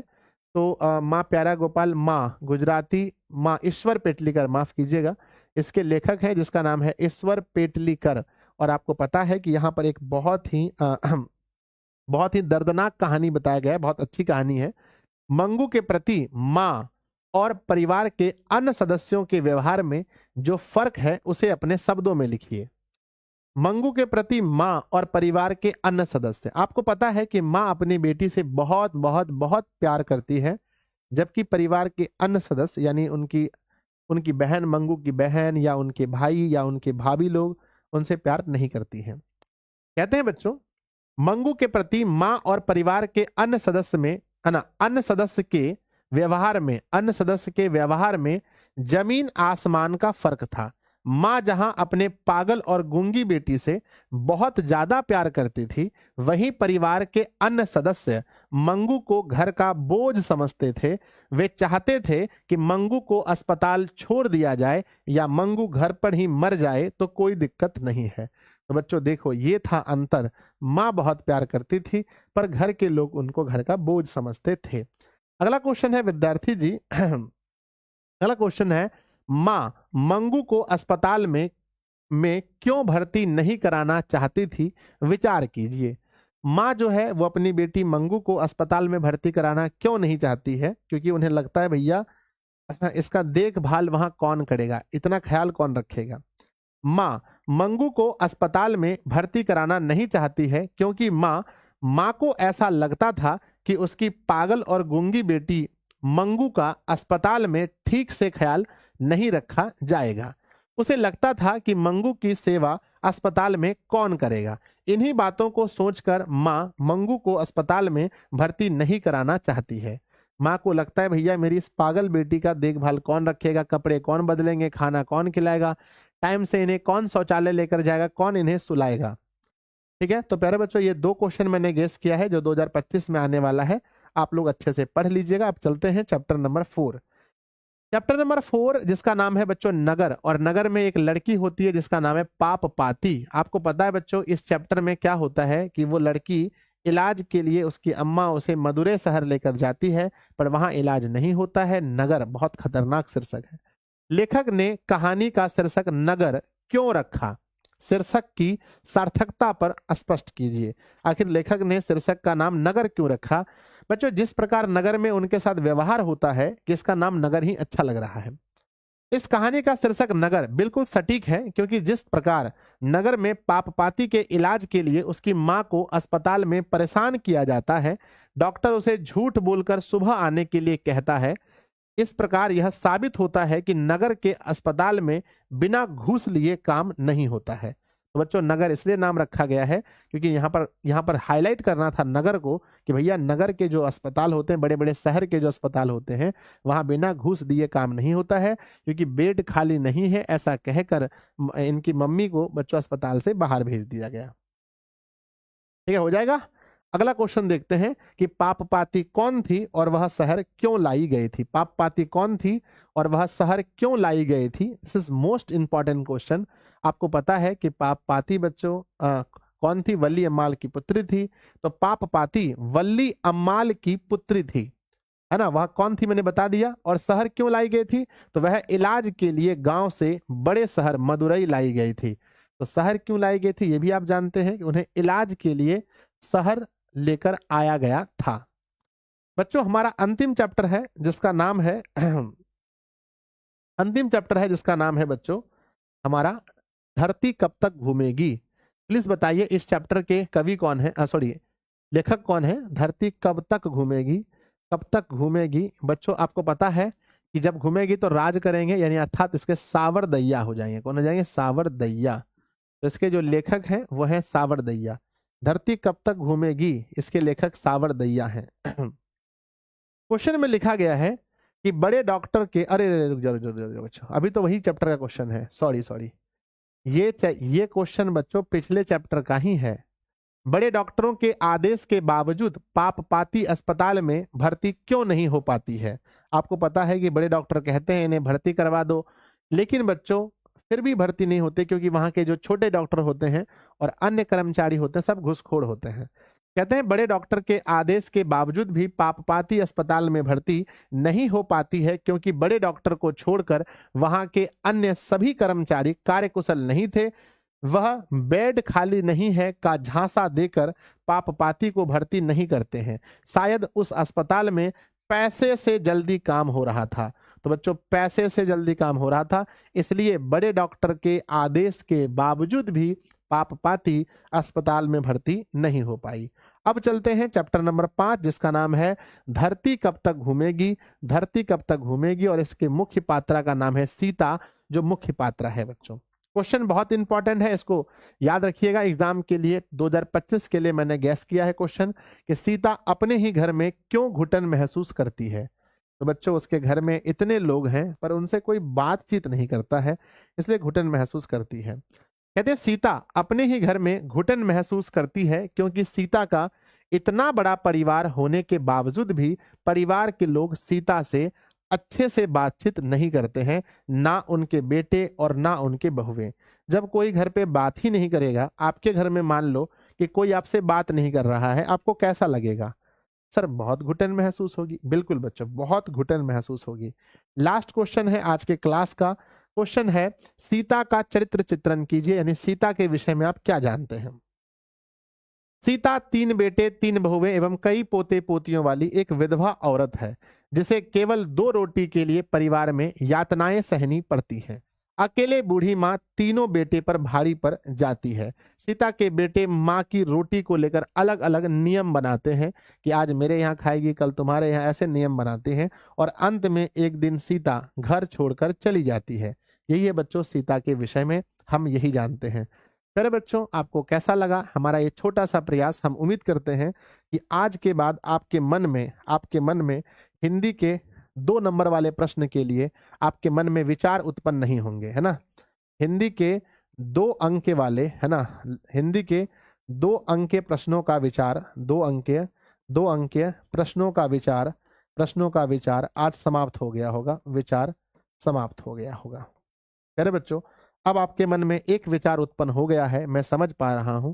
आज आपके मन में एक विचार उत्पन्न हुआ कि सर जी संस्कृत में भी ऐसे करा दिया जाए 2 अंक वाला प्रश्न, तो संस्कृत के भी हमारे मन के विचार समाप्त हो जाएंगे। फिर हिंदी और संस्कृत का 2 अंक वाला प्रश्न समाप्त। तो बच्चों फिर शुरू कर देंगे हम लोग अंतिम प्रहार, जहां पर बच्चों हम 5 नंबर वाले सवालों के विषय में सोचेंगे। ये हमारा कौन सा सीरीज चल रहा है? तांडव सीरीज चल रहा है, जहां हम आपको ये सब क्वेश्चन करवा रहे हैं। तो बच्चों हम रखते हैं एक लक्ष्य, एक टारगेट। अगर इस वीडियो के नीचे 1000 कमेंट होता है, 1000 कमेंट होता है, अगर संस्कृत को लेकर के 1000 कमेंट्स होते हैं, अरे भाई छोड़ो कमेंट्स, है ना, कल होगा संस्कृत, याद रखिएगा, कल होगा संस्कृत विषय के गैस क्वेश्चन, कल संस्कृत विषय के गैस क्वेश्चन होंगे। तो आप सभी लोग जरूर प्यारे बच्चों इस वीडियो को सब लोग पसंद कर दीजिएगा, है ना, सब लोग वीडियो को लाइक कीजिएगा, कमेंट बॉक्स में लिखिएगा। और जिनको जिनको इनका पीडीएफ फ्री में चाहिए, पेड वाले बच्चों को तो मिलेगा, फ्री में अगर किसी को पीडीएफ चाहिए तो व्हाट्सएप का लिंक दिया है, व्हाट्सएप ज्वाइन कर लीजिए। अभी थोड़ी देर के बाद आपको पीडीएफ व्हाट्सएप पर मिल जाएगा।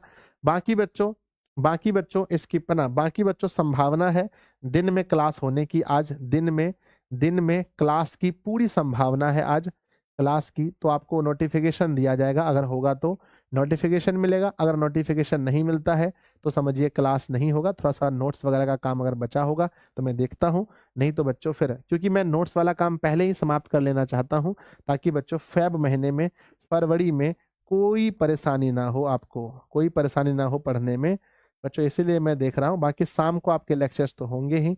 शाम को आपका रामबाण बच्चों 6 PM में होगा। उसके बाद बीच में भी हम देखते हैं, हम सोचते हैं कि भैया आप 6 से लेकर के 7:30 पौने 8, 8 से बच्चों में एक नया क्लास शुरू करने वाला हूँ 8 से 9 के बीच में।